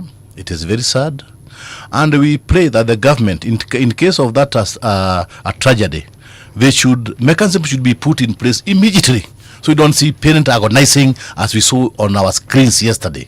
Okay. They are kept there waiting without knowing. If a child has died, please make sure that you have a desk immediately to inform a parent so that they can start mourning. Because mourning is a process. And the government should take it for lightly that children have just died. There are 16 who have died. And parents are here. They don't know where they are among the group that has died. They don't know. Tell them. I think the information is given on time, because when you give on time, it reduces trauma that takes toll on the parent. Daktari, we've come to the end, but let me just recognize some of the comments here. Susan Mirite Mesema, whether we have all these measures in place, the devil is a liar. He came to steal and destroy. He robs us, the innocent souls. And Mwangi saying, good morning, RG, condolences to Utumishi Girls parents, students and fraternity. Nuru, representatives of parents are often compromised by school administration to side with them. If a parent questions certain decisions, he is targeted together with his child. And that's the truth. And Mesema also have cameras in these particular schools. DK is laughing out loud, asking, what is intelligence management of feelings? Daktari atarudi pa kutuambia. Willis Juma says, very candid conversation. What has contributed to morality in school environment is bringing up children by single parents by choice, where they transfer all the love to the child and inadequate cautions. Thank you so much, ladies and gentlemen, for your contribution to this conversation. In the next hour, which we are already here, by the way, we are going to be hosting Fatma Barayan. She's an advocate, a politician, and a non-executive chairperson of the Youth Enterprise Development Fund. The conversation is, what exactly is the Youth Fund and who are the beneficiaries? Daktari, asante sana na tunakuomba uendelee kufanya kazi mzuri ya wazazi. Thank you. All right. Yes.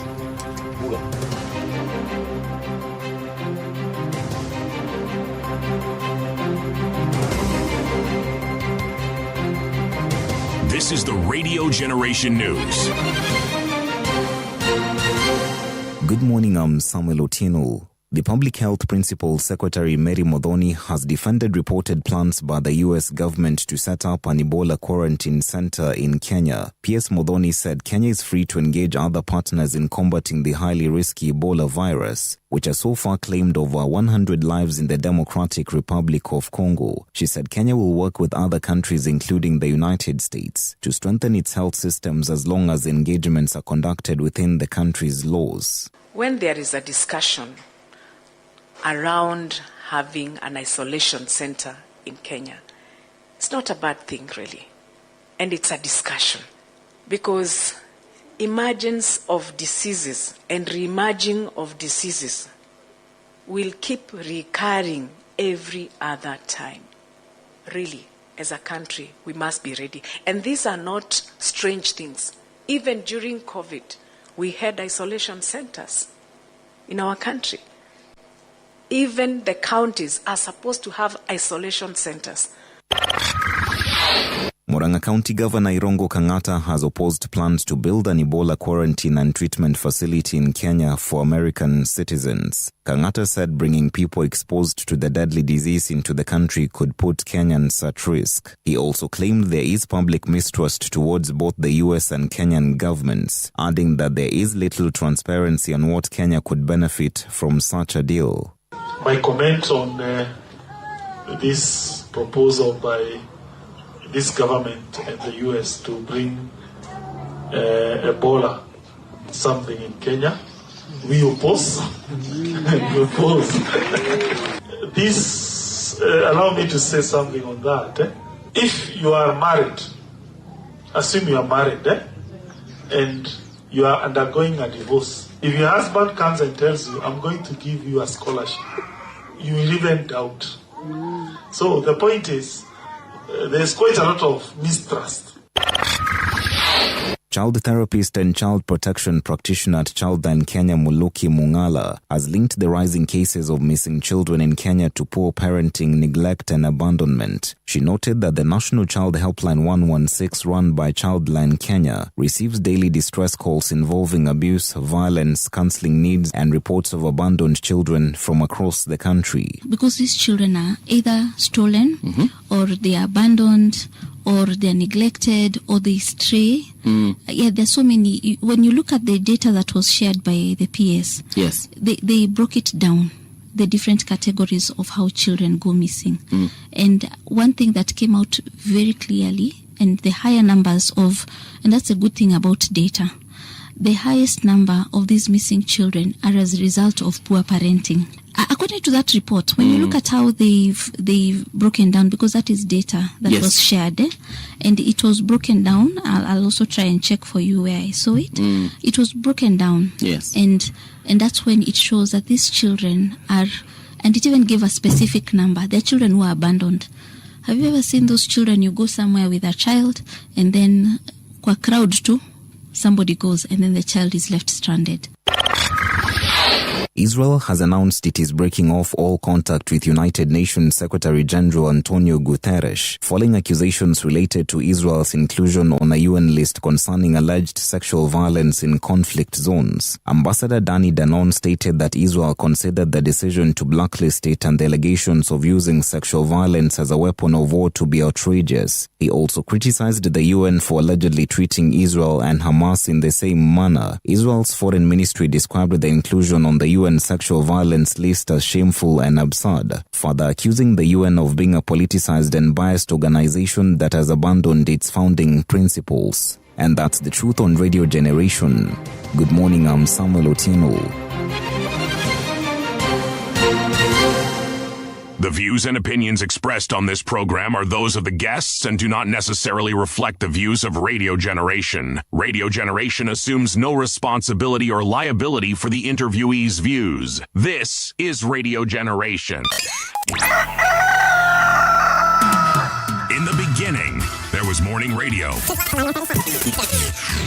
But now there is Radio Generation's The People's Breakfast, curious and bold, getting facts from the shadows. That's what it is. Now, as the city wakes and secrets stir, a bright new voice shines. The People's Breakfast, your morning, your voice, your journey. Good morning. Good morning, my neighbor. Welcome to the home of hard truths and bold insights, Radio Generation. Yes, indeed. Welcome back. This is Radio Generation. The time right now is 9 minutes past 9 o'clock. It is the last hour. But like I usually say, it promises to be one of the best going forward. Siti, what do you think about having cameras in schools? You should. It's important. In this modern day and age, you should. You should. You know, this is where children also change clothes. They're sleeping. My friend. Yeah. If you're talking about security of children. Yeah. Okay. It is important to have vigilance. Yeah. You cannot do away with vigilance. Right. Yes. Okay. I don't know what I feel about having cameras inside the dorm. You see, you asked a question and I answered. It is important that you have. I mean, I don't mind having them outside, from the gate, obviously, to the classrooms, that one for sure. Within the school compound, in the corridors, the walkways, we can have cameras in the parking lot, in the offices, the staff room, and then also to the dormitory, hapo nje. Sawa. Sasa ndani kidogo ni tricky. We'll discuss it. Yeah. Yes. Ama maybe mimi ndio overthinking kitu. Hapana, ni maoni yako baba. Alright, sawa basi. Wacha tuingie katika mazungumzo ya saa hii. Na hii tarakilishi yangu kidogo ni kama inataka kuniangusha, lakini nitaiangusha kabla niangushe, sababu mimi ni mwangushi. Tuko uliamka vizuri leo sio? Aliamka vyema sana. Alright, let's get down to business. Like I told you in the previous hour, we want to talk about the youth fund and who the beneficiaries of this fund are. With us is an advocate. She's also a politician, and she is a non-executive chairperson of the Youth Enterprise Development Fund. That is Fatma Barayan. Fatma, I hope I'm saying your name correctly. It's Barayan, eh? Yes, it's Barayan, not biryani. Oh. Yes. Well, I wasn't going to say biryani, but welcome to Radio Generation. Thank you. We actually have a proverb which I forgot to ask our previous two guests, but tutakuuliza wewe so that uweze kutuambia your thoughts on our proverb today. Ni methali kutoka nchi ya Benin. So, Siti, over to you. The relatives of the mad are in more shame than the mad. Mad here being Wenda Wazimu. The relative of the mad Yeah, and the motion. Yes. That basically speaks about our society. Huo uchizi or the madness, it is not from the mad, it is from the people themselves. So it is how we bring up our kids or we bring up our children in the society that will escalate and maybe help them be whoever they are in future. So kule kwetu tunasema mtoto ukimlea vizuri atakuwa morally right, ukimlea vibaya atakuwa vibaya. That is my understanding. Yeah, very right. That's a very wonderful understanding. You've extrapolated it into a certain reality that we live in, and that is excellent. Mtoto mleve ndivyo akwavyo. Umesema tuko kwenye wapi? Mombasa, Likoni. Likoni to be specific. Yes. All right. Let's get down to business. You're a non-executive chairperson of the Youth Enterprise Fund. Development Fund, sorry. What exactly is your role there? My role is to formulate policies, and these policies have to be in line with the fund's core mandate, which number one is to support the youth in enterprise development through the loan disbursements, and also to come up with the best policies to help the youth in terms of marketing and linkages of whatever products or their businesses, and also to come up with policies which will help the youths, be it startups or those who are coming for the loan for expansions, to sustain their businesses, and also to train them on entrepreneurship skills, and largely also for commercial infrastructure. Right. Yes. I know the Youth Fund has been there for a while. True. But lately we've had other funds, Akina Nyota, Tuna Hustler Fund, hata kuna Women Enterprise Fund. Is there another one that I'm forgetting? There's several funds. Yes. How is this different from all those? The Youth Fund is a state corporation under the Department of Youth Affairs and Creative Economy, and its beneficiaries is the Kenyan youth aged 18 to 34. So that's where the difference starts with. And this is specifically used to empower youths in enterprise development, be it startups or expansion. And we have quite a number of products, but it ranges from group loans or individual loans. And for the groups or individual loans, it can be either companies or even partnerships, or even a sole proprietor or a group, you know, like the CBOs and all those, yours being supported to a certain extent.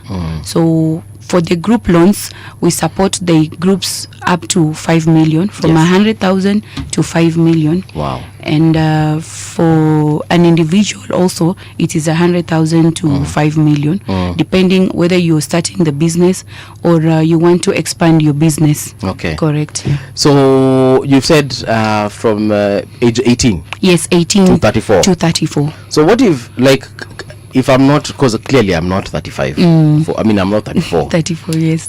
But if I find myself with a group of other 34-year-olds, can they get that loan? Now they'll be excluded because I'm part of that group. Yes, they can get it, as long as the group's executive committee is made of 100% youths. When I say that, that is the chair of that group, the treasurer, the secretary general, because a group is, it can be 5 people to even 15 or 20 people. Yeah. And sometimes we've had such scenarios, and that is why the board, as a board, we decided to come up with a policy of an exception.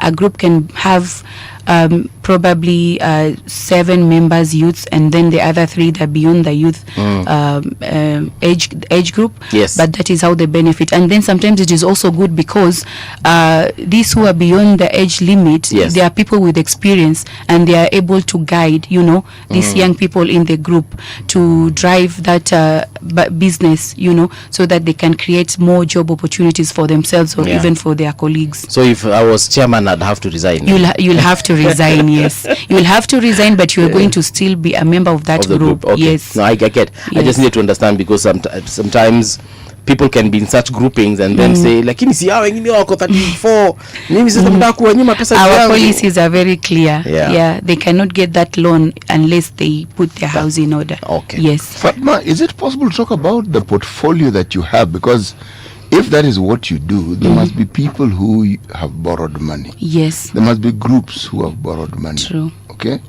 Now, this is the first part of the question. How many are there and how much money has the fund disbursed to date? Yes. Okay, the Youth Fund has disbursed to a tune of 15.6 billion since inception. Whoa. And it has been able to, the beneficiaries are now currently at 2.63 million. 2,630,000 beneficiaries in the country. Okay. Yes. What is the default rate? The default rate is not bad because we have officers in each and every county supervising the youths and also following up on the recovery to recover the money back. And in fact, we want to try and see to put in a strategy so that we can reach out to as many youths as possible and have even offices at the constituency level. Yes, because we have some counties, they are very vast, and having one office is not enough to reach out to those youths. That is why you'll tend to see we have probably 3 officers in a county, and the county itself is very vast. So it is important, we saw as a board, it is important to come up with a strategy to go back to the initial stage where Youth Fund, when it started, we had every officers in every constituency, but now that changed because of resources, and we needed to see the best way possible to manage those resources to make sure also at the same time we reach out to every youth.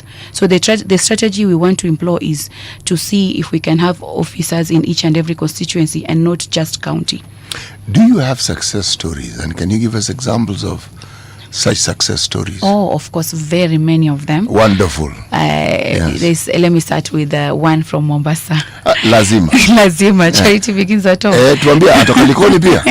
No, atoki Likoni. Wako wengi by the even Likoni wako, but there are so many in Likoni, and because you see, for Mombasa, we have managed to disperse to a tune of 123 million. Pesa nyingi sana. Yes, in the entire 6 sub-counties, and we've also managed to support around 10,423 youths since inception, and we have quite a number of we have around 21,188 enterprises which have been supported by Youth Fund. And some of the success stories I will say is a youth from Jomvu. His name is Kennedy. He deals with ICT, Wi-Fi and all that. So he has been able to, he started off by taking 1 million, and to date he has 1 million. 1 million because he had already started his business. He had an ongoing business. He had an ongoing business. So the 1 million, with 1 million, he has been able to expand his business and deploy around 41 youths. We also have a young lady from Bombolulu. Her name is Riziki. She started off by selling charcoal and water. And Bombolulu, one of the areas being known with the water scarcity, so she has been able to, buy tanks and, supply and sell water. And if we go to Kisii, we've been able to fund a youth who had a clinic, but now through Youth Fund, he was able to expand the hospital, and now it's a level 4 hospital. So you can imagine, yes, you can imagine the number of people he has been able to create jobs for.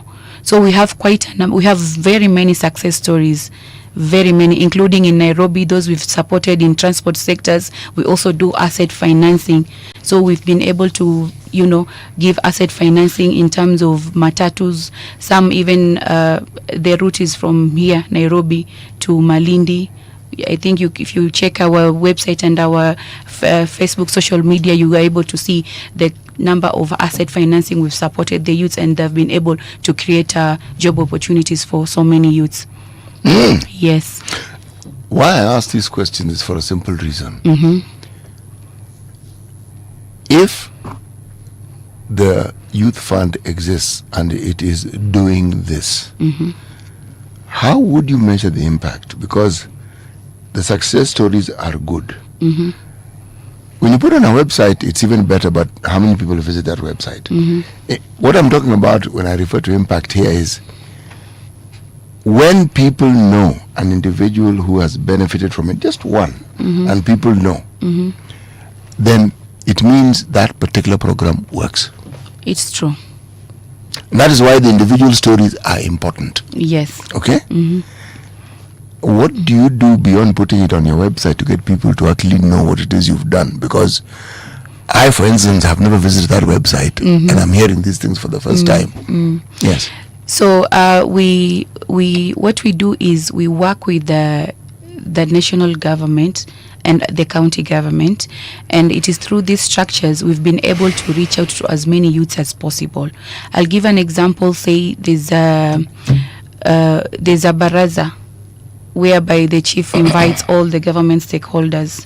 So you'll get to see that our officers also attend these sessions, and sometimes we have our officers being invited by several groups. We are interested in applying for the youth fund. We are a group. We are located in this and this place. Could you kindly send us your officers to come down? So that is how we reach out to the grassroots level to ensure that the message goes directly to the grassroots level for them to understand what we do as a fund. And then again, we also always encourage those youths who have benefited from the fund to recommend. And by the way, most of the youths who come to us, they are through recommendations. Somebody will say, I have this friend of mine, he has recommended me to come to youth fund. I have seen his business, it has grown. I would also like to, benefit from the fund. So what we do as the officers goes to the grassroots level, most of the youths, they are like, where are we going to get the money to start these businesses?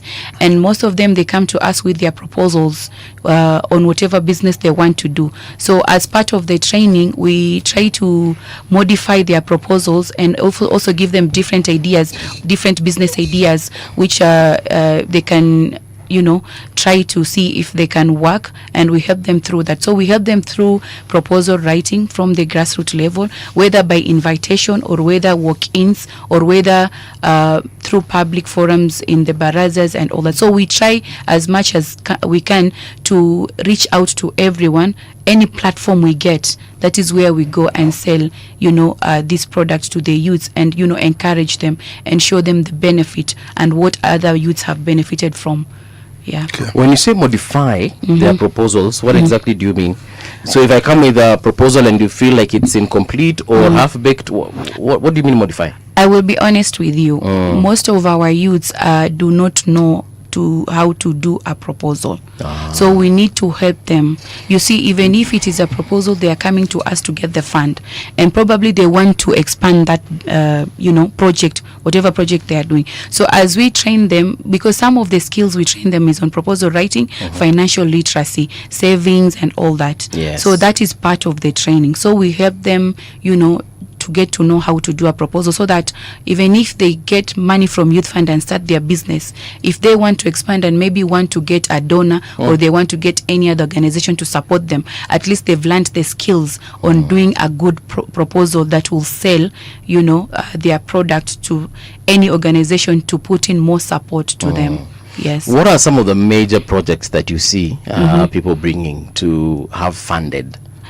Okay, they all depend from different counties, because every county has its own economic, how will I put it, economic status, I will say. For example, if a youth in Kajiado, they are looking to see how they are going to sell their maybe cattle or goats, they come with a proposal. They are like, how can we make sure we expand this business, and what is the value add we can do for us to be able to get more, to generate more income. If, for example, a youth in Kilifi, they are trying to get to see how can we expand our business. Maybe they are doing farming. What is it we can do, for us to expand our farming business or even market our products? So they differ from county to county. Yes. Is the youth fund open to Kenyans living abroad, Kenyans in the diaspora, young people in the diaspora? Young people, yes, because I said it is for the Kenyan youth aged 18 to 34, whether you're in this diaspora or in Kenya. We have a mechanism on how on the issue of recovery, how we are going to recover that money. Even in our labor mobility product, we've assisted many youths to go and work abroad. Yes. And we are always in touch with these youths so that we can recover that money. So it does work even for those in diaspora. Hold on. Yes. Even in labor mobility. Yes. Mtu anataka youth fund akienda Saudi Arabia akafanya nini? Nauliza tu yani. Anaenda kufanya kazi, akifanya kazi si analipa pole. So that it's a revolving fund. So they have to pay back for another person or youth to benefit. Yes. Do you work hand in hand with politicians? I am not calling them political leaders because most politicians are not leaders at all. True. Yes. Some celebrities maybe. Yeah, some. Yeah, I mean, they are a mix of everything other than leaders. So, do you work with them? I mean, the local politicians that you... Yes, we do work with them because at the end of the day, it is service to the people. Yes. Yes, and our mandate is to reach out to each and every youth. You know, and no, as per our constitution, Article 27, we are not supposed to discriminate anyone based on gender or ethnicity or even, you know, I would put it which is not in the even, you know, they are democratic, right, which entails directly to also the services they get from the government. So in this case, whether you are in which party or what party, ethnic group, at the end of the day, these services have to go to each Kenyan youth. Yes. Fatma, you label yourself as a politician. Yes, I do. Okay. And you come from Likoni? I come from Likoni. Okay. Shikadabu. Shikadabu. Yes. I see. Kuna mahali panaitwa Shikadabu. Yes. Nilikuwa nakwambia ushike adabu. Kutoka Shikadabu and Tiwi. Yes. All right. Waje huyu kaka. Tuache hapo. Na kabla Shikadabu ni achilia adabu.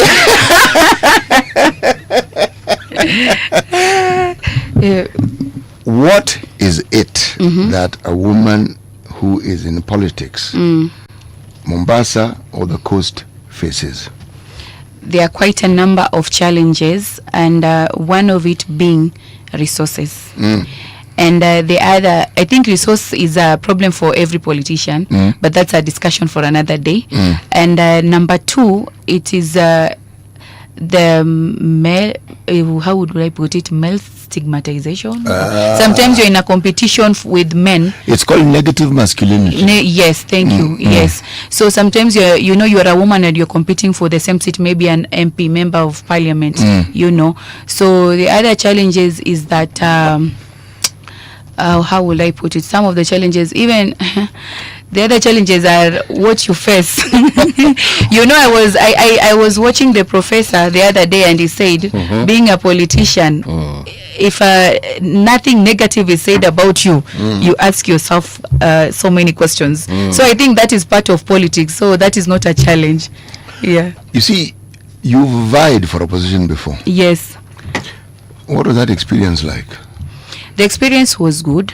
I got to interact with so many people, and it was not. It actually started with me providing pro bono legal services and creating legal awareness to the youths and women, and also the people in the transport sectors. So that is how I found myself in politics. Which position did you vie for? Women rep. Mombasa County. Mombasa County. Okay. Yes. All right. So you're saying that you provided the service that you felt was needed. Yes. To people whom you probably grew up with and people whom you knew. Correct. And then you realized you could do more. More. In fact, the doing more came from them. It is because them. At that time, the incumbent was not doing much. And people were like, who else can do this? Yes. So they were like, why don't you vie? Yes. So I vied at the same time as I was continuing providing those services through my foundation, and then I found myself second in the last election. Yeah. You know why I asked the question is this, I grew up at the coast myself, and the thing that I found interesting when I observed the politicians at the coast, interesting people, nice people, I never got the impression that they had the interest of the citizens of the coast center to their agenda. That's the impression I got. Oh yes, they do. They do, because there are so many issues affecting the coast. And even as an advocate, as I do this legal awareness, yes, you'll tend to have so many issues affecting the coast, especially the major issue is land. And I will say 67% of I did a trial of legal clinics, one of it, because I intend to do legal clinics for the entire 6 sub-county. So we did a trial with one of the organization called Young Women Christian Association in Magogoni. And you'll be shocked, 67% of the people who attended there, 100 people, 67%, the issues were based on land. Land. What are these issues to do with land? So we have issues of absentees landlord. We have issues of squatters settling in government land, and we have issues of the people not benefiting from their resource, which is land. You see, for land, sand, sea, and sand, you will tend to find that the land we have in Mombasa, shipping line already that's taken by KPA. If you look at the tourism is another thing that, benefit the people from the coast, but it is not benefiting them directly, because you tend to have most of this land goes to people. It has gone to people who are actually, controlling or managing most of the chunk of the land, and you'll tend to have most of the people at the coast, they are not creating wealth out of it. Can I ask the question? Yes. If I may. Yes. You are saying that if you look at the resources that the coast has, resource. One, it's the proximity to the sea. Yes. The other, and that proximity to the sea is what gives you a harbor. Yes. And what gives you the fishing and what they call the blue economy. Exactly. And on the other hand, it is a tourism magnet. Yes. And you are saying that the land that brings about this tourism at the coast is not owned by locals. It is not owned by locals, and that is why you see we had many of our leaders fighting for this land. I'll give an example of Ronald Ngala, who died from a road accident, but people still believe that had to do with the land issues, because he was trying to see if he can make sure that the people of coast get justices when it comes to land. We had Matthias Kerr, who was the former assistant minister, who also he died an exceptionally short death, and people knew it had everything to do with him fighting for the land. And we had Garissa Maitha, who died in Germany, same issues, land. And recently we have seen one of our leaders trying to carrying the burden of the previous leaders and see if the people of Mombasa and coast can get justices when it comes to land. And that is why Hassan Omar Hassan, as a leader, Amijikenda Adigo, he has come out clearly to say it is enough for the historical injustices. You see, I'll say since independence, we have had people owning land since 1902.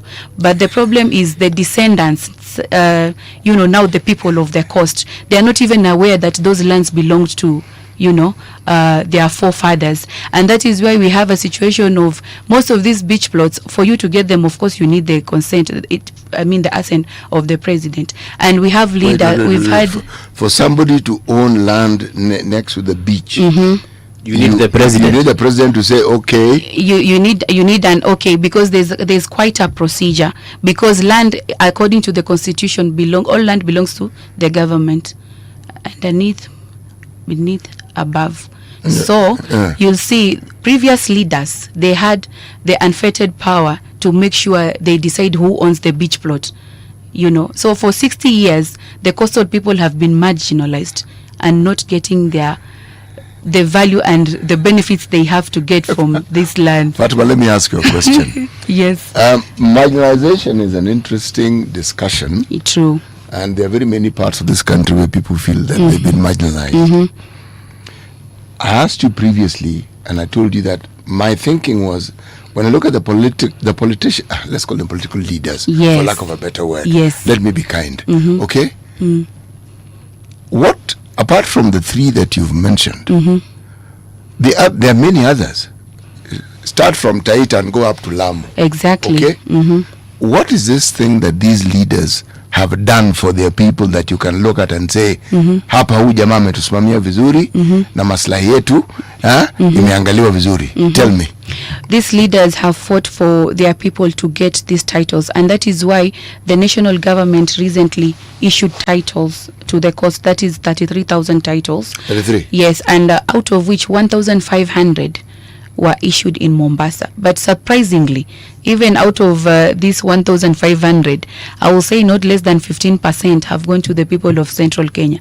And now that our leader, Hassan Omar, is coming out loud to say that our people must get their titles, our people, the injustices must end, now it has become an ethnic issues. And whatever he said, I do not see anything ethnic about it. That is the truth of the matter. We have been framed as people waiting for Nazis, Maembe, but now we are saying enough is enough.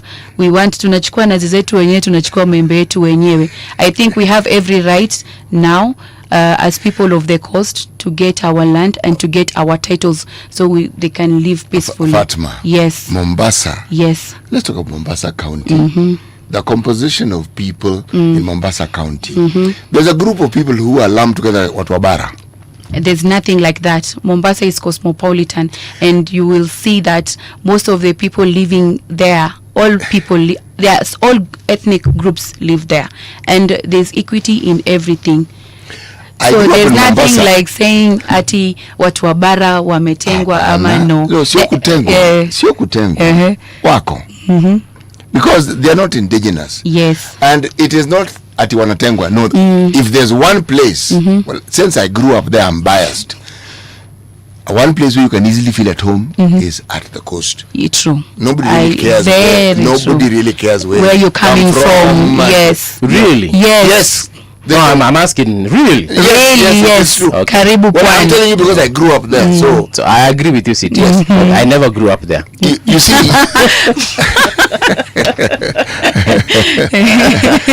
you see, when titles are given and you say a certain percentage was given to people who are not indigenous, they are Kenyans. Yes, they are. And that land is Kenyan. Yes. True. Yes. But it is how they acquire that land. It's the whole issue. Oh, yeah, and this acquisition started way back, like I explained. Started way back. And we have descendants of, the previous families, coastal people. All right. Why don't we start with the 10-mile strip at the coast, which was owned by the Omani Arabs? Still? Do they still own it? But they don't. What happened? What happened is we had previous leaders, like I said, who thought they had the unfettered power of deciding who owns the beach plot and who owns the other part. That is where you have most of the people from the coast. They work for these hotels. But they are not getting that wealth directly. Okay, let me give you an example. What they are getting is peanuts, I'll say. There is a leader, a coastal leader, who many people do not know of. It was called Bobby Tuva. Bobby Tuva alikuwa MP wa Malindi. Okay. Bobby Tuva was a teacher at Shimolatewa. Bobby Tuva went to Alliance, I believe, and Bobby Tuva also went to Makerere around the same time when Kibaki went to Makerere. Bobby Tuva, I think, was a 4-term member of parliament for Malindi. Bobby Tuva, during his tenure, not only grew up a SACCO within the constituency, that SACCO owned a bus company. That SACCO had shares in a beach hotel. That SACCO had shares in the cashew nut factory. That SACCO. Okay? I'm not talking about 20 years ago. No. This is the previous century. Okay? Now, unfortunately, upon his demise or leaving politics, not much was heard of similar efforts where a leader was able to bring people together and ensure that they actually are part and parcel of that economy which you speak of. Why are you saying there's no leader? Of course there is. For instance? I'll give an example. The Secretary General of the UDA party, Hassan Omar. Yes. I think when he took position as Secretary General and during the time of Gen Z and the chaos, one of the things he used, or the strategy he used, is to have town halls meeting. They used to term it as comrade charter. Comrade. where they'll meet all the youths in different counties. I think they went to about 12 counties, if I'm not wrong. And that was an opportunity for every youth, the Gen Zs, to tell, to give their views, to air their views to the government as without filtering. And from that, he was able to unite the people, the youths. And from the report from every comrade charter was used to see and frame ways in which the government can do or can adjust, can advance to support the youths, to support the youths and other communities and other people in the community. And it is not only that. Through his grassroots effort, we have seen the UDA party has had grassroots elections. That it is an arrangement through the Secretary General, and most of the issues also aired during these conversations was not only job creation or not only issues of unemployment, but also issues touching every sector in the economy. Those in blue economy for the people in the coast, tourism, land, so. If we are looking, if we want to be proudly today and say that if there's a leader who has carried forward what the other leaders, were trying to do and make sure that vision is achieved for the coast, it is Hassan Omar, uniting the nation through the party, through grassroots. And that is why I think whatever he said, it has been misunderstood, and that is why people think they want him to resign to weaken the party, or even not uniting the nation. Are you a member of UDA? Yes, I'm a member of UDA. Right. I've asked this question, and the people I've asked in this week have gone this way and that way, not answered it. What did Hassan Omar actually say? Because I was telling Mbuvi, everything I hear is an interpretation of what he said. Not what he said. No, it's an interpretation. Exactly what he said. It is, in simpler terms, enough of the injustices. Our people have to get their land. This happened during the Mamangina event where the president was issuing titles. There's nothing wrong with giving people what they own. It is everybody's right to own land, and in the constitution and even other acts of laws. And there's nothing wrong of issuing land title certificates to ascertain the ownership of land to any individual. So what he said, over the years, there have been historical injustices, and as leaders, it is time as the coastal people to ensure that all the people of the coast, Mombasa, Kilifi, Taita Taveta, Tana River, get what is theirs. Lamu. There's even Lamu. There's nothing wrong with that. So what is wrong with that? We are just saying enough is enough to the injustices caused by the other leaders. I'm stuck on this particular point that I'm trying to make here. And let me rephrase it. Yes. Ronald Ngala, Garissa Maitha, the hurricane. That was Garissa Maitha. Yes. How many decades do we need to wait, or the coast need to wait before another leader comes up? There's Hassan Omar, and in between we've had devolution. In between we've had governors. Okay. In between we've had senators. Now members of parliament who even have money to spend on their constituents. There was something that I was avoiding to say. I said earlier, there's a difference between a leader and a celebrity. Leaders will ensure to get their people what they deserve, democratically, economic, social, legally. But how then? You see, what I'm getting at here, Fatma, is if there have been injustices, why point fingers at an individual? Because Hassan Omar focused on Uhuru Kenyatta. I've read that thing many times just so I can understand it. Okay? I mean, why focus your attention on one person? You will see. Did Uhuru Kenyatta cause all these injustices? What I will say is, I think even the late right-hand retired Raila Amolo Odinga, that is why the people of the coast loved him most, because of the issues of land. He has been one of the leaders who has greatly, fought for the grassroots people to get what is theirs, including land. you see. So this thing did not even start. It has not started today with Hassan Omar, the injustices that he's trying to bring out.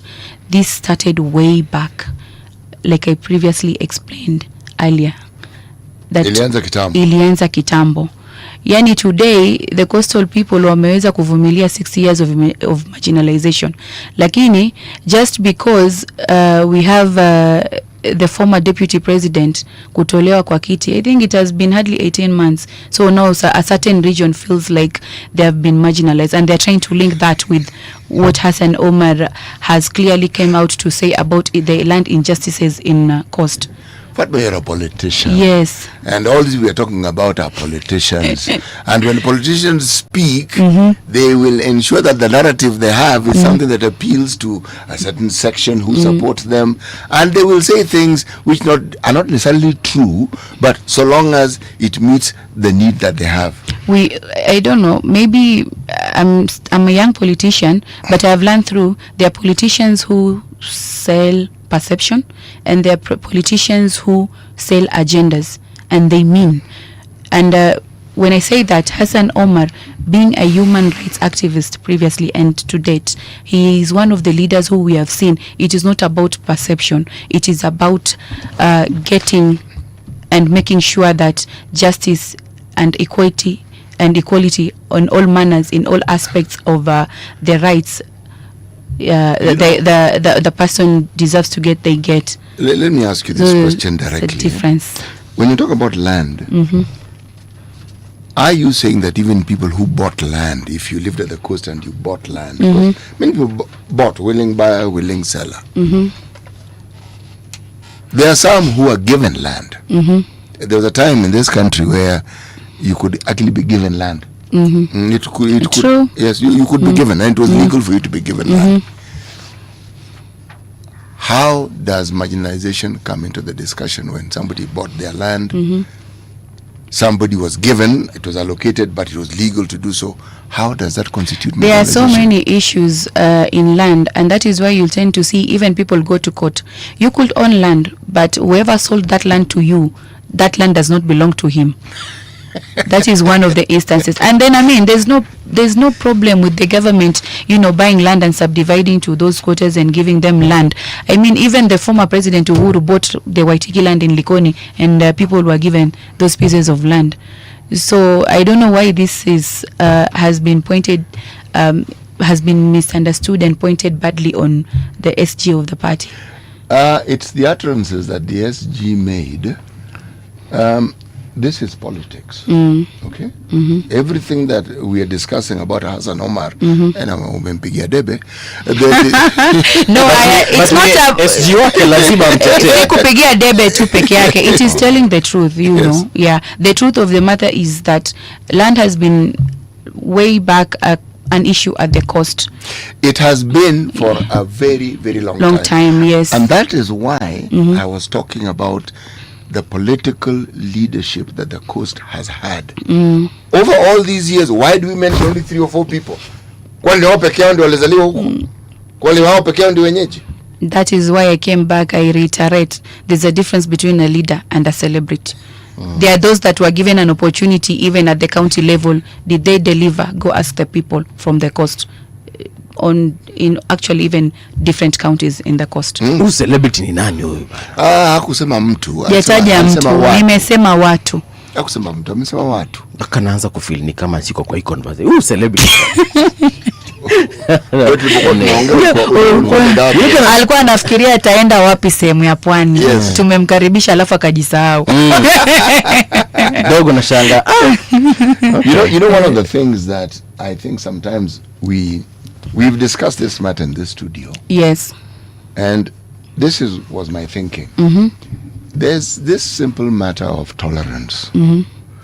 And tolerating different perspectives, different views, and understanding where someone is coming from when they say the things they do. We don't usually do this. But the people who muddy this water nicely are politicians. Because depending on what they want to achieve, they will push the truth aside and focus on this particular agenda. And this is something that all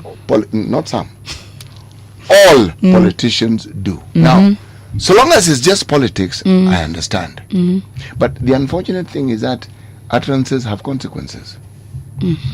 This one of Hassan of Mar has brought about a debate which is long overdue, in my opinion. I don't know, maybe I should ask you. Ask me. What is it that you see wrong in the statement? Oh, I haven't said there's anything wrong. Have just said it has brought about a discussion, that is long overdue. Yes. Okay. And the discussion is not on land only. The discussion is on, do we tolerate alternative views that people have? Do we tolerate when somebody says something? Because I have not heard anybody breaking down what it is that he said. In simpler words, you're saying there was nothing wrong about that statement because you've not heard. What I will say is that you are a clever politician who decided to put words in my mouth. Yes. No. An honest discussion is something we rarely have on certain matters. And if people feel aggrieved, we must understand why they are aggrieved. And those grievances must be looked into. Yeah, okay? And must be aired also. Yes, exactly. Because the very people from central Kenya who he mentioned, okay? Because he said Watuwako. Watuwako can be the people around Uhuru or the background where he comes from. If there is a community that were first marginalized before anybody else, it was them. Because their land was actually taken. Let me ask, if my observation throughout, yes, I have never had any issues of land in the other regions, just as the coast. Why? No. There are land issues. There are land issues everywhere. Yes, there are land issues everywhere, but the coastal land issues are peculiar because there are very many communities outside even this continent who landed the coast. The Chinese were there, the Portuguese were there, the Indians passed by, the Omans, the Arabs now just came and settled, and they were not settling in the sea, they were settling on land. And when they settled, it means locals were displaced. Okay, but over time, when we come to modern, not everywhere though. Well, some places yes. They didn't dare go to. They settled where it suited their purposes because many of the people were traders. That's why they settled there. Yes. Now, over time, and with policies that the government has had, let me touch on one particular issue, and an absence on the focus of just what you call fundamental education, because education opens your mind. It's true. Now, once you have a region or a place where the emphasis of education, what we call formal education that we understand, isn't a priority, that region will have a problem. Because as other people move along, because they now have an understanding of what is going on, it is easy for that group of individuals to be taken advantage of. That is true. The priority is, it's not in the people, it is also in the leaders. Yes. Yes. See, now you've agreed with me. You see, the point is, you have resources that are valuable, and you can see people benefiting from them. What it is, walikuwa hawako. People who could now say, actually, as we do this ought to come to us, because we see that thinking in Turkana, we saw that thinking in Kwale, where someone says, okay, we have this resource, but something must come to us. That is something which was not done with the water resource and everything that came with it that is at the coast. Yes. Now, if you say that was an injustice, I cannot exonerate the leaders over time who've been at the coast from that. I cannot exonerate them. Why I say that what Hassan Omar said has opened up a discussion that is long overdue is precisely that way. Because there are other parts of this country where people feel exactly the same way. Yes. And they feel we were given the short end of the stick. But you have to look at the short end of the stick and be realistic and say, what did the people whom we elected to represent us do? Because you can't get into the position you are in. Somebody could have gotten you out of it, And that's where probably when you talk about leaders. So why are they shying away from, saying it? I believe it is. I mean, when I say saying it is exactly the issues affecting their people. Yes. It is what a leader focuses on. Yes. That's why I said there are those leaders who, visionary and would want to see their people served and get their whatever they are meant to get, and there are other leaders who focus on perception and yeah.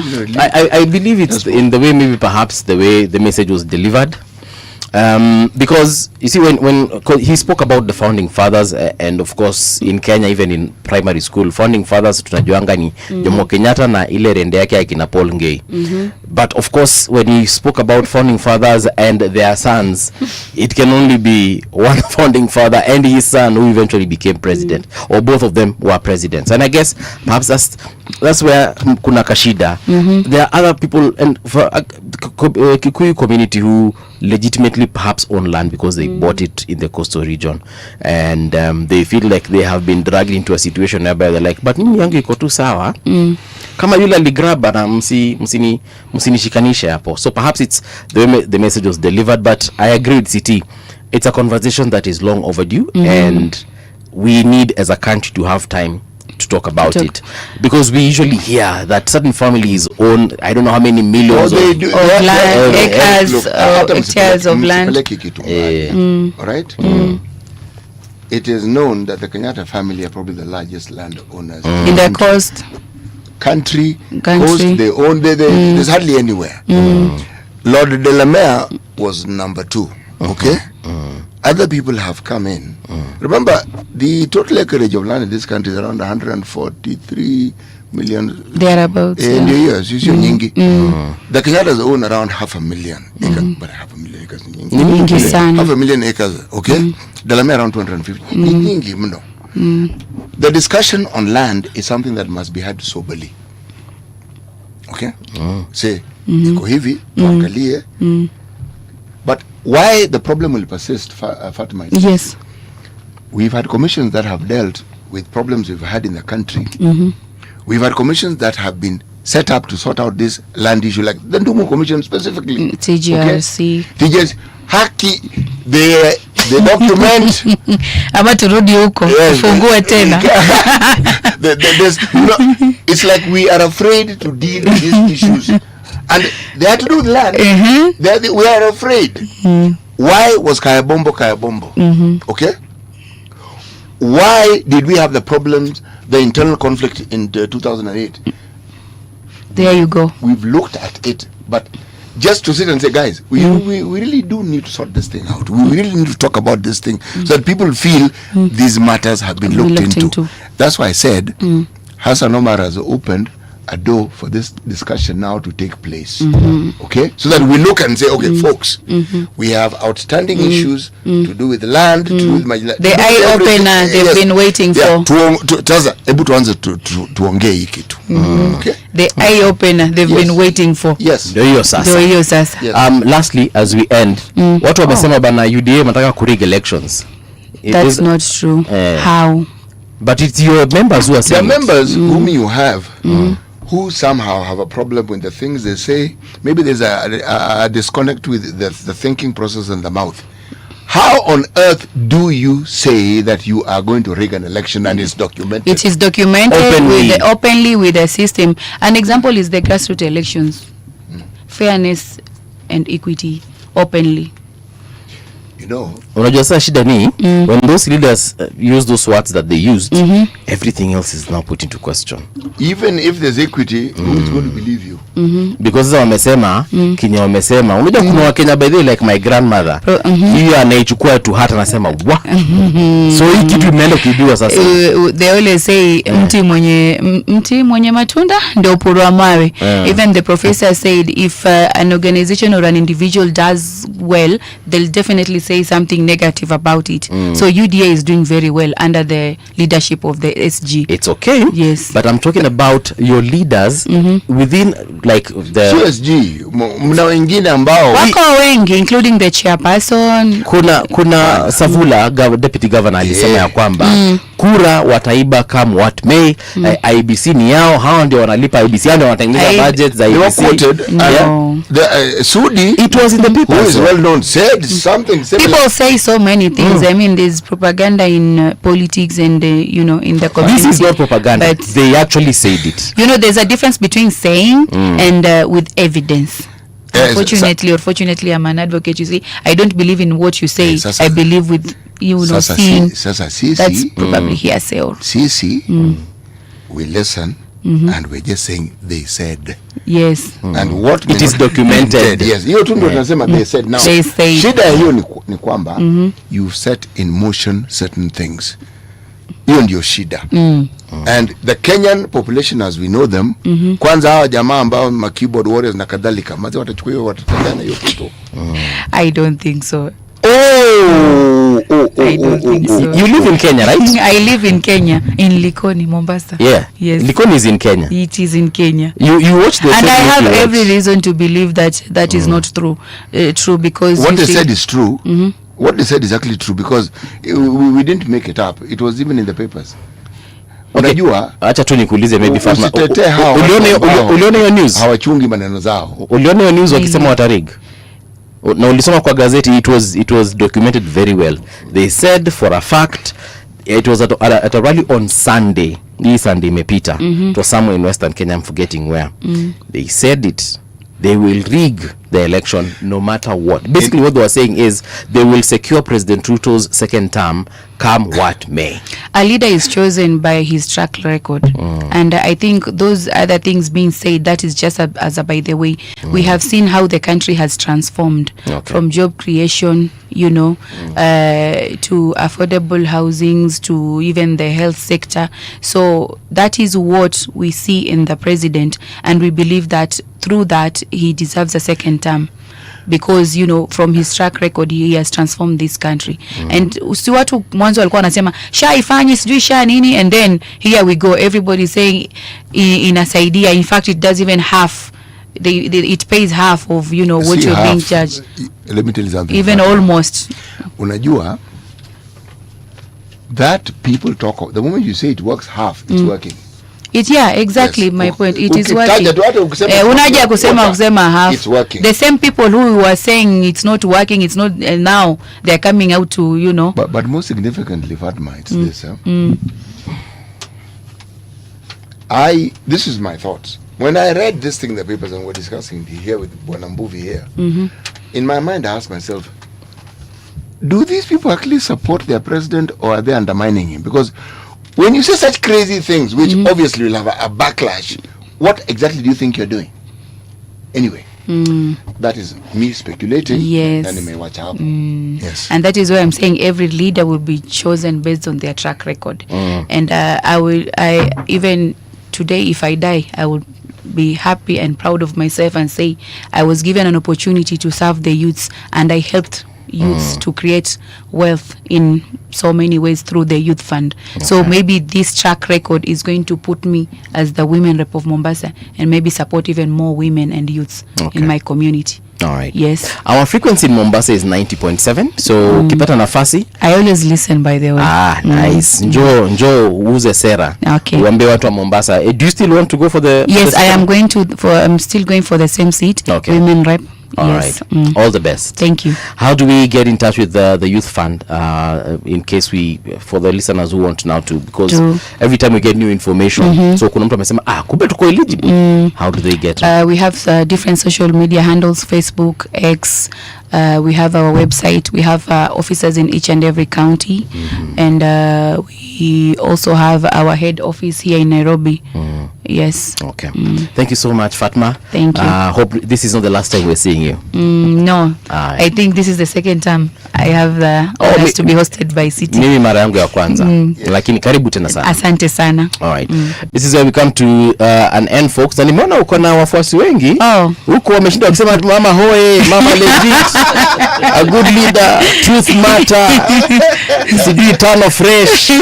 Lawyer is from 2027 na mengine mengi hapa wamesema. Thank you. Sawa. Thank you. We sit here now, of course, tutaona Monday to the family, friends, and those who are bereaved at Utumishi Academy in Gilgil. So unfortunate. Tunasema poleni sana na Mungu aweze kuwafariji. Amen. All right. See you on Monday bright and early.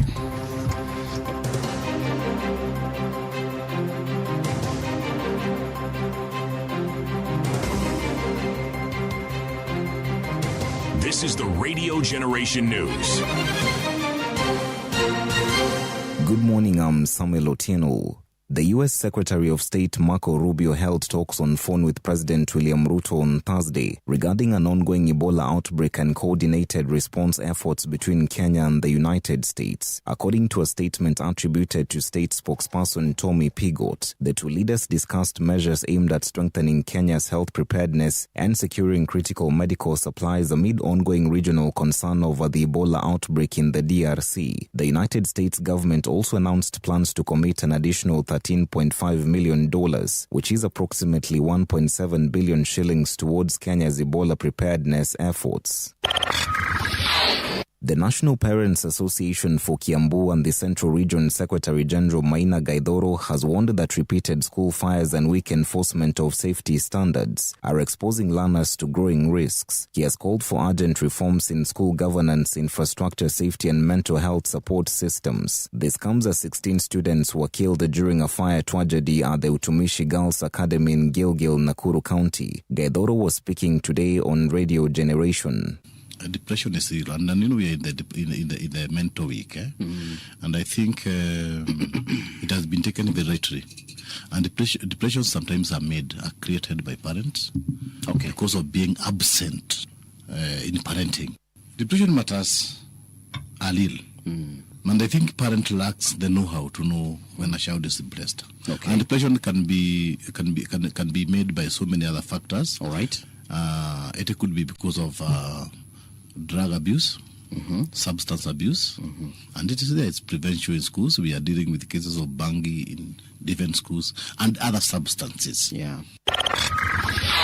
The government pathologist Dr. Titus Ngulungu says DNA tests will be carried out to help identify recovered bodies from the deadly fire at the Utumishi Girls Academy in Gilgil. Speaking at the scene on Thursday night, Dr. Ngulungu said forensic teams had completed documenting the scene and recovered 16 bodies from the burnt dormitory. He said investigators also searched through the debris as part of efforts to establish the cause of the fire and identify the victims. And we have also combed through the debris, the burnt debris, or the cubes of this